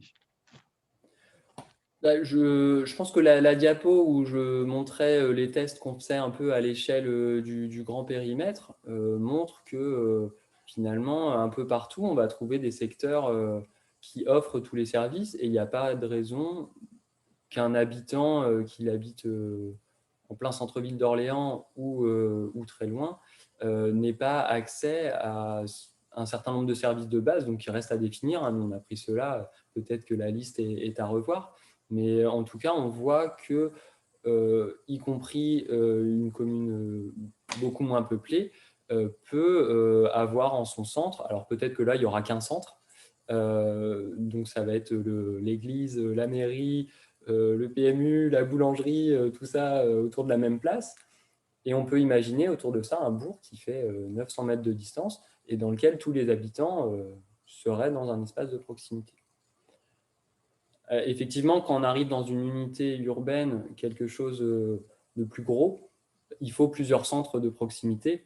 Et donc, c'est tout le sens de notre outil, en fait, c'est de montrer que dans toutes les communes, dans tous les quartiers, on doit pouvoir trouver ce niveau de proximité qui ne signifie pas qu'on ait accès à tout type de magasin ou à tout type de service. Tout le monde ne peut pas habiter à côté de l'opéra ou de la médiathèque ou à côté d'un équipement qui, par définition, il n'y en a qu'un dans le territoire, donc tout le monde n'habite pas à côté. Mais par contre, oui, des petits services du quotidien, ça devrait pouvoir se trouver pas trop loin de chez tout le monde, de mon point de vue. D'accord. Une autre question, puisque tu décris une situation qui n'est pas si mauvaise que ça, avec des atouts géographiques, naturels, comme tu as dit. Finalement, une question qui est posée, qui est très simple, c'est si la situation de départ n'est pas si mauvaise, pourquoi on constate des parts modales automobiles si importantes? Et bien là, à mon avis, on touche à un autre sujet, qui est la facilité de circulation. Aujourd'hui, on trouve du stationnement partout. Donc déjà, sur les logements, donc chez soi, à domicile, une offre de stationnement. Et puis, à l'autre bout du trajet, des facilités de stationnement aussi. Et entre les deux, peu de difficultés de circulation. Donc effectivement, les gens optimisent leur temps. Ils peuvent le faire vite, ils le font vite. Ça prendrait beaucoup de temps, ou beaucoup de contraintes, beaucoup de difficultés, beaucoup d'efforts assez vite, ils prendraient leur vélo et puis ils le feraient autrement. Enfin, là, c'est vraiment le contexte des transports. Je pense que la géographie, le modèle urbain n'est pas si aggravé par l'étalement. Et pourtant, il y en a eu. Hein. Je ne dis pas qu'il n'y a pas des secteurs complètement pavillonnaires qui ont été pensés que pour la voiture. Donc déjà, eux pèsent dans la balance totale. Mais y compris des gens qui, par leur géographie, devraient pouvoir se déplacer assez facilement à pied ou à vélo, ont pris l'habitude de le faire en voiture parce que ça circule très bien et que tout le monde fait comme ça. Pour moi, il y a vraiment une convention qui est tout le monde a une voiture et tout le monde se déplace en voiture, qui est implicite, plus ou moins, qu'on va retrouver dans les documents d'urbanisme jusqu'au permis de construire, où on a bien pensé à l'emplacement du stationnement obligatoire. Si on suspend cette convention, qu'on se réinterroge dessus, alors on peut découvrir d'autres manières de se déplacer dans notre ville. Mais est-ce qu'il n'y a pas aussi un enjeu culturel, hein? C'est au-delà de la question de la contrainte, puisque plusieurs personnes dans le chat évoquent le fait effectivement que un des premiers leviers d'action, c'est sans doute de poser des contraintes à la circulation et au stationnement automobile. Cependant, d'autres répondent que finalement, est-ce qu'il n'y a pas un risque de confrontation et qu'il n'y a pas à travailler sur des leviers culturels? Je ne vais pas dire le contraire. Hein. Effectivement, il y a un dialogue à engager. Mais par contre, pour moi, ce qui est intéressant, c'est de dire que c'est peut-être plus dans les têtes que dans la matérialité du cadre bâti, qui est sûrement plus compliqué à changer, parce qu'a priori, dans les têtes, on peut changer. Et là, toujours 2020, un exemple éclairant, il y a plein de choses qu'on faisait de manière routinière qui étaient pas négociables, qui ne pouvaient pas changer.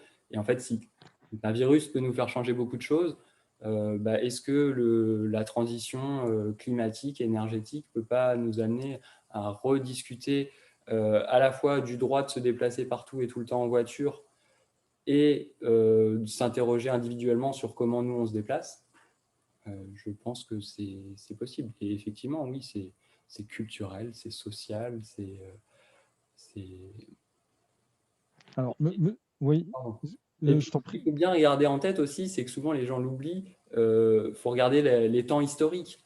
Et c'est tout l'intérêt du travail de Marc Vielle, c'est de rappeler que les villes ont une très longue histoire et que l'automobile, c'est un tout petit épisode dans l'histoire des villes dans lequel on a changé beaucoup de choses. On a consommé beaucoup d'espace, on a beaucoup construit des grosses infrastructures.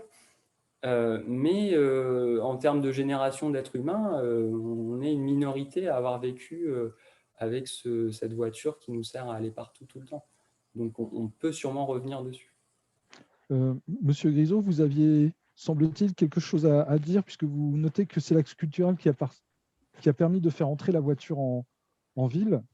Selon vous, Ça va, enfin, pour aller complètement dans le sens de Laurent, on a une transformation radicale de la voiture qui est assez tardive. Hein. Comme je disais, ça a vraiment commencé 1925 aux États-Unis. Donc, c'est vraiment l'entre-deux-guerres, les fins entre-deux-guerres en France. On commence à évacuer le tramway, etc., etc. Donc, c'est un truc très récent. L'irruption de la voiture dans la ville, comme je le disais très brièvement, hein, ça a donné lieu à des débats très vifs. Et il y a eu un travail d'ingénierie sociale pour rendre acceptable la voiture, plus exactement pour pousser de côté le piéton, pour qu'il laisse la place à la voiture. C'est au travers notamment d'un personnage qui a été inventé, un jaywalker. Jay, c'est le pecno. Et globalement, on a retourné par de la publicité, par des communications, des parades dans la rue, retourner la responsabilité de l'accident sur le piéton. Ce n'est pas la voiture qui écrase le piéton parce qu'elle va trop vite, c'est le piéton qui se fait écraser parce qu'il ne sait pas traverser. Jay, c'est le pecno. C'est l'anti-urbain. Et finalement, on a créé ce personnage-là avec des campagnes sur il faut exterminer Jay Walker et toute sa famille. Enfin, des campagnes extrêmement vives. Donc, on a fait de l'ingénierie sociale pour ça. On a fait de l'ingénierie sociale pour mettre en avant le pavillonnaire distant. Hein. Aucune honte, aucune haine contre la maison, mais contre la mise à distance. Et on dépense aujourd'hui 1 500 € par véhicule vendu en France de publicité. Donc, si ça n'avait pas d'impact, on le saurait. Ça a un impact. Donc, si on veut changer de modèle, il faut aussi travailler la culture, en effet. Merci. Alors, j'ai une autre question qui est assez fondamentale, c'est que finalement, la notion de proximité a été construite sur les services, mais finalement, il y a une grande part des déplacements qui sont effectués en lien avec le travail.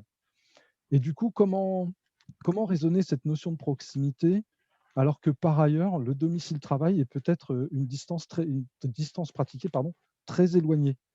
Laurent ou Monsieur Grisot? Alors moi, je peux expliquer pourquoi on n'a pas mis le travail dans le panier de services qu'on considérait indispensable. C'est parce qu'on ne sait pas où les gens travaillent. Donc, on pourrait dire, vous avez de l'emploi à côté de chez vous, mais si c'est pas celui que vous utilisez, enfin, si c'est pas le vôtre, ça ne vous sert à rien. Après, pour les espaces de coworking, par exemple, là, on est vraiment sur des points qu'on pourrait disposer en considérant que c'est une offre qui est ouverte à tous, à ceux qui travaillent sur des ordinateurs, on va dire. Et ça représente quand même une partie de la population pas négligeable. Euh, et effectivement, souvent, l'emploi va justifier un déplacement long et assez structurant parce que toutes les boucles vont s'organiser autour de ce déplacement-là. Idéalement, il faudrait que, pour ne pas avoir à faire tous ces kilomètres en voiture, on puisse travailler pas très loin de chez soi. Alors là, pareil, pour moi, il y a une bonne nouvelle, c'est le télétravail qu'on a découvert de manière un peu industrielle dernièrement. Et puis aussi, faut pas l'oublier, un petit mouvement, alors qui est peut-être encore émergent, mais du retour de l'emploi à la maison, avec beaucoup de gens qui développent des activités artisanales ou des choses comme ça, où finalement on se rend compte qu'il y a aussi une capacité de rapatrier du travail artisanal au domicile. Et donc des gens qui deviennent potiers ou que sais-je. Et là, on voit pareil que si l'emploi, si au lieu de séparer emploi, habitat, on arrive à remettre ensemble les deux. Et puis là encore, il faut s'inspirer des formes traditionnelles. La boulangerie avec au-dessus la maison du boulanger et tous ces commerces où on peut imaginer que les habitations dans les étages peuvent être occupées par la personne qui tient le commerce dans le rez-de-chaussée. Monsieur Grisot, qu'en pensez-vous? Je pense qu'il faut qu'on soit… alors oui, tout à fait, mais ça reste des franges de la population et de l'emploi. Aujourd'hui, on concentre, et on le fait depuis 30 ans, l'emploi et les créations d'emplois qu'on déplace volontairement dans les zones d'activité économique. S'il y a bien un secteur sur lequel on a fait peu d'efforts en termes de sobriété foncière, c'est bien celui-ci, ces 20 dernières années. Il y a eu du progrès sur les opérations d'habitat, notamment de densification, un travail sur la localisation, mais finalement très peu de progrès, notamment d'efficacité foncière ou de meilleure localisation. Donc, on vient implanter toujours plus loin les zones d'activité économique sans leur amener ce qui permet de faire cette ville de la proximité, c'est-à-dire des transports alternatifs, de la proximité, etc. etc. Donc, on a une vraie responsabilité des politiques publiques là-dessus. Ça a été souligné. Aujourd'hui, la possibilité de télétravail, c'est 30% des salariés en France. C'est que 30%. Il y a des entrepôts qui se développent, etc. Donc, il y a une focalisation du débat sur les zones commerciales. Aujourd'hui, le vrai débat et les vrais secteurs en pointe en termes de consommation foncière, c'est la logistique qui vient remplacer notamment le commerce de distribution. Donc, c'est des vrais sujets. Et rapprocher ces secteurs-là à la fois des centres urbains pour minimiser les distances, mais surtout des infrastructures de transport, c'est évidemment crucial, notamment en termes d'équilibre social. Ça veut dire qu'aujourd'hui, celui qui a l'emploi le moins rémunérateur, c'est justement celui qui ne peut pas se passer de la voiture, alors que le cadre sup peut aller en vélo dans son coworking en centre-ville. Je voudrais rajouter autre chose à ce sujet, c'est aussi permettre aux personnes de se loger pas loin de leur lieu d'emploi. Et donc, ça renvoie à la question du coût du logement. Et puis là encore, effet Covid assez intéressant. Assez rapidement, on a vu dans les grandes mégalopoles des exemples, notamment à New York, on ne peut plus utiliser le réseau de métro, et ben on cherche à se loger plus près de son lieu d'emploi. Et là, pareil, il y a peut-être un accompagnement envisagé pour aider des personnes à se loger plus près de là où elles travaillent, pour qu'ensuite elles puissent vivre dans la proximité. Merci. Alors, j'essaye de faire le tour des autres questions. Alors, Pierre Montigny nous signale que la mobilité professionnelle rend illusoire la permanence de la proximité. Est-ce que vous partagez ce point de vue? Est-ce que c'est temporaire? Enfin, est-ce que la situation Covid, comme tu sembles le dire, Laurent, ou vous, Monsieur Grisot, change d'ores et déjà la donne sur la part de télétravail qu'on pourrait intégrer dans les nouvelles façons de travailler et du coup changer la notion de proximité? Est-ce que ça renvoie peut-être au fait de travailler des équipements de proximité à proximité de certains pôles d'emploi? Et puis, pour ceux qui posent le plus de risques, parce qu'il y a quand même cette notion-là aussi, c'est qu'il y a des entreprises qui génèrent des risques et auprès desquelles on ne peut pas habiter. Donc, on ne peut pas avoir cette proximité travail-emploi. Est-ce que ça veut dire que pour celles-là, pardon, il faut mettre en place des plans de mobilité entreprise? Il faut permettre à tout le monde de se déplacer. Je pense qu'on n'est pas à revenir sur le droit au transport, hein. Mais effectivement, pour moi, donc la période montre qu'il y a des changements énormes sont possibles. Après, il ne faut pas non plus se dire qu'on ne va pas en sortir à un moment, qu'on va pouvoir arrêter d'avoir des masques quand même. Mais à ce moment-là, il faudra retenir que des choses qu'on pensait ne pas pouvoir changer, finalement, elles sont peut-être modifiables. Et que donc, dès lors qu'il y a la possibilité du changement, il faut trouver les moyens. Euh, et donc, pour des personnes dont l'activité nécessite d'être réunie, par exemple la production industrielle, effectivement, on ne va pas ramener l'usine dans le quartier d'habitation. Donc, il faut permettre aux personnes qui travaillent dans cette usine avec des horaires contraints de s'y rendre. Et puis là, le transport collectif, hein, je pense que la solution est toute trouvée, elle existe déjà, le covoiturage, etc. Donc, si on n'avait plus que ça comme problème à régler, je pense qu'on y arriverait très bien. En fait, la science des transports urbains a quand même démontré ses capacités à déplacer des millions de personnes tous les jours. Maintenant, on découvre des marges de manœuvre. D'ailleurs, j'ai cru lire ça où finalement c'était donc le responsable de l'Union des transporteurs publics qui s'exprimait en faisant part de ses craintes que les voyageurs ne reviennent pas et que ça remette en cause l'économie du transport urbain. Et l'article mentionnait la SNCF qui, elle, se réjouissait de retrouver des nouvelles capacités dans ses réseaux franciliens complètement saturés. Donc, on peut voir le bon, le mauvais côté des choses à chaque fois, mais finalement, ce qu'on découvre surtout, c'est des marges de manœuvre. Et donc, ces marges de manœuvre, il va falloir les utiliser au mieux pour le bénéfice de tous, plus grand. Monsieur Grisot, est-ce que vous avez quelque chose à ajouter? Oui. Oui, en effet, il y aura bien un retour normal, en tout cas à une forme de stabilisation. Quoi qu'il en soit, je crois qu'il ne faut pas non plus être trop positif, hein. On va avoir des effondrements, on assiste à des effondrements. C'est le cas aujourd'hui du modèle du transport collectif, hein, sur lequel, notamment le modèle contractuel, sur lequel euh, on attend, hein, tous les ans une croissance. Et on a des modèles contractuels comme ça. On va avoir des transporteurs, hein, qui sont aujourd'hui des opérateurs de mobilité, qui vont devenir des transporteurs avec sans doute des transitions des contrats. C'est-à-dire ils vont être payés à la tâche. Non, il y a une vraie remise en cause du modèle du transport collectif, une vraie remise en cause aussi de motifs de déplacement professionnel, notamment du motif de déplacement longue distance. Donc aujourd'hui, on a toutes les structures de stationnement qui sont questionnées et qui vont l'être dans la durée, notamment avec la réduction de la mobilité professionnelle longue distance, mais ça veut dire aussi des hôtels, ça veut dire aussi des salons des congrès, ça veut dire aussi des entreprises de l'événementiel, etc., de l'aviation. C'est pas un jugement, c'est juste un constat, c'est peut-être même bien dans certains cas, c'est peut-être une opportunité en effet, sauf qu'on voit bien que dans les transitions, faut gérer la fin avant de gérer le redémarrage, hein. Donc, quand il y a des grandes structures, notamment des structures industrielles ou proches, hein, de l'industrie, avec des organisations importantes, les virages ne sont pas faciles à prendre et il y a des chocs à encaisser qu'on n'a pas encore vu venir. Donc attention sur ces questions-là, avec avec oui, des risques d'effondrement, notamment de réseaux publics, hein. On est quand même passé pas loin d'une réduction de l'offre du STIF, hein. Il y a une prise en charge par l'État,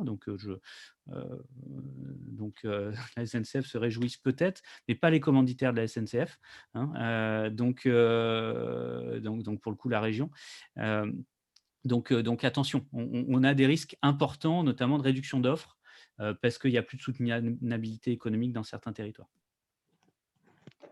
Bien. Et Hélène, il reste pas beaucoup de minutes. Il y avait un intervenant externe, je crois. Il y avait JF qui avait levé la main pour. Alors, je ne sais pas si c'est toujours d'actualité pour intervenir. Si oui, vous pouvez déclencher votre micro.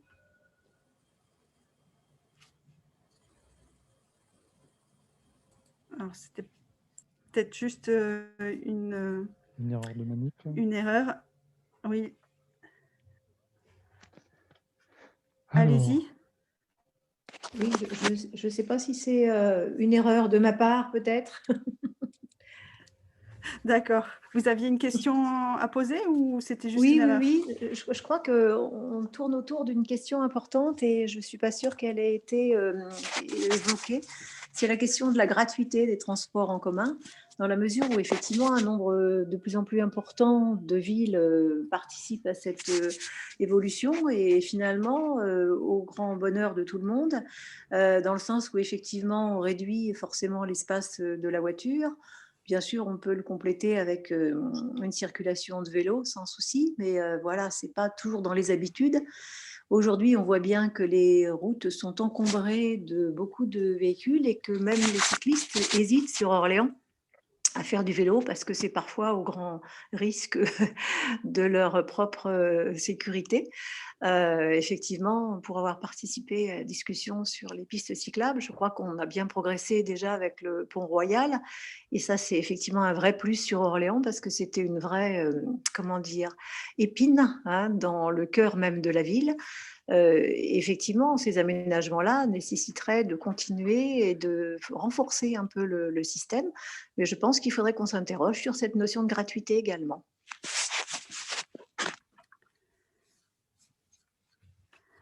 Alors, on a un peu évoqué déjà, voilà, c'est de la gratuité, c'est la gratuité pour l'usager, mais voilà, ça a un coût, hein, le transport public. On a vu que, voilà, avec la crise sanitaire, ça a mis un peu à mal aussi les budgets transport des collectivités. La question de la gratuité, ou au moins se pose, notamment pour certains publics.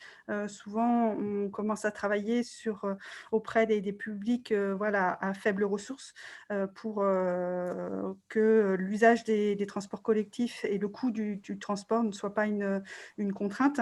Après, voilà, il y a différentes collectivités qui ont mis ça en place, souvent des collectivités qui avaient un réseau de transport soit réduit, soit avec une fréquentation limitée, et pour augmenter l'usage des transports. D'autres collectivités, grandes collectivités, commencent à regarder la gratuité certains jours, comme par exemple c'est mis en place là sur les week-ends pour inciter à l'usage des transports collectifs pour aller en hypercentre. Voilà, ça se fait pas à pas, mais en effet, la gratuité auprès des usagers doit se financer par d'autres moyens.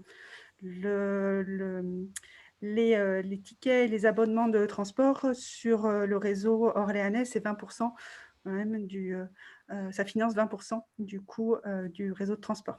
Je peux compléter, Hélène, si vous voulez. Romain Roy, vice-président à la métropole Oui, sur le transport. très bien. Oui, c'est une question qui n'est pas du tout écartée, hein. C'est même une très bonne question qui est sur la table de la métropole depuis de nombreuses années.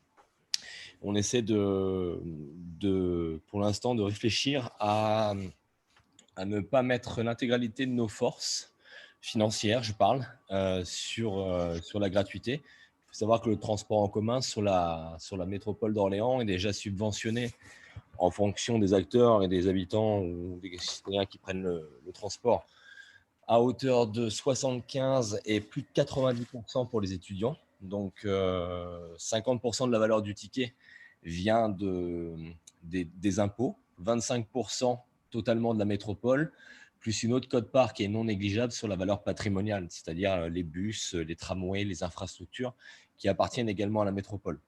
Donc la gratuité, ça voudrait dire qu'il faudrait débloquer encore sur l'année quelque chose comme 16 à 25 millions d'euros, plus un effet certes positif d'une augmentation du transport grâce à la gratuité. Donc ça veut dire que ça coûterait encore une enveloppe un peu plus importante que celle que je suis en train de vous évoquer à l'année. Donc c'est quelque chose qui est encore une fois sur la table. On regarde, est-ce qu'il faut annoncer un jour la gratuité à 100%? Est-ce qu'il y a une réflexion plus large à apporter sur la mobilité partagée, la mobilité douce? Voilà, il y a le plan vélo qui arrive, il y a la partie mobilité partagée, il y a tous les nouveaux moyens de locomotion qui sont en train d'arriver. Pour le moment, on est plus à soutenir et rénover une partie du parc bus, rénover le réseau et développer le transport à la demande avec le réseau, que de partir sur 100% de la gratuité. Mais encore une fois, c'est sur la table, c'est des choses qu'on challenge et c'est des choses qu'on souhaite partager avec vous. Donc la question est très bonne. L'idée aujourd'hui, c'est en avons-nous les moyens?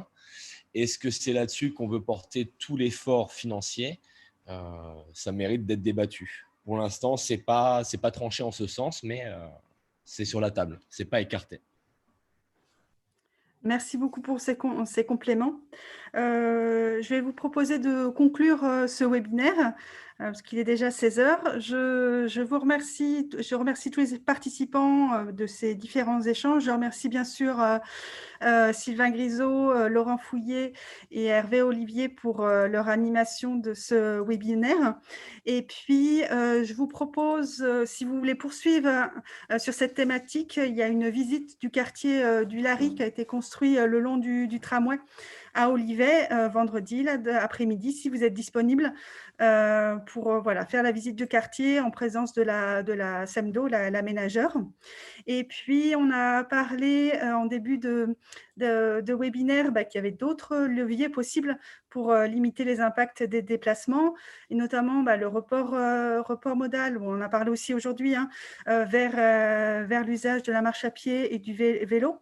Donc, il y aura un webinaire sur les aménagements à mettre en place pour développer ces pratiques mardi prochain à 14 h.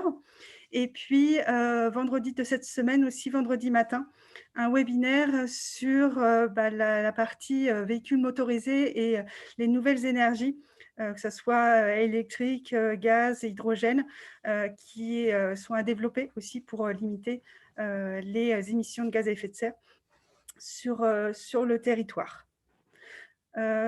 Donc, avant de conclure, il y a un questionnaire, si vous voulez, de satisfaction, de avoir votre retour sur l'organisation et le contenu de ce webinaire. Donc, a été mis en ligne dans le fil de la discussion. Donc, n'hésitez pas à cliquer sur ce lien et à remplir le questionnaire. Et puis, que ce soit la vidéo d'enregistrement du webinaire et les présentations seront mis en ligne sur le site transition orléansmétropole.fr. Merci à tous, merci et très bonne soirée à vous. Merci Hélène, merci à toutes et à tous. Au revoir, à bientôt. Merci. Au revoir.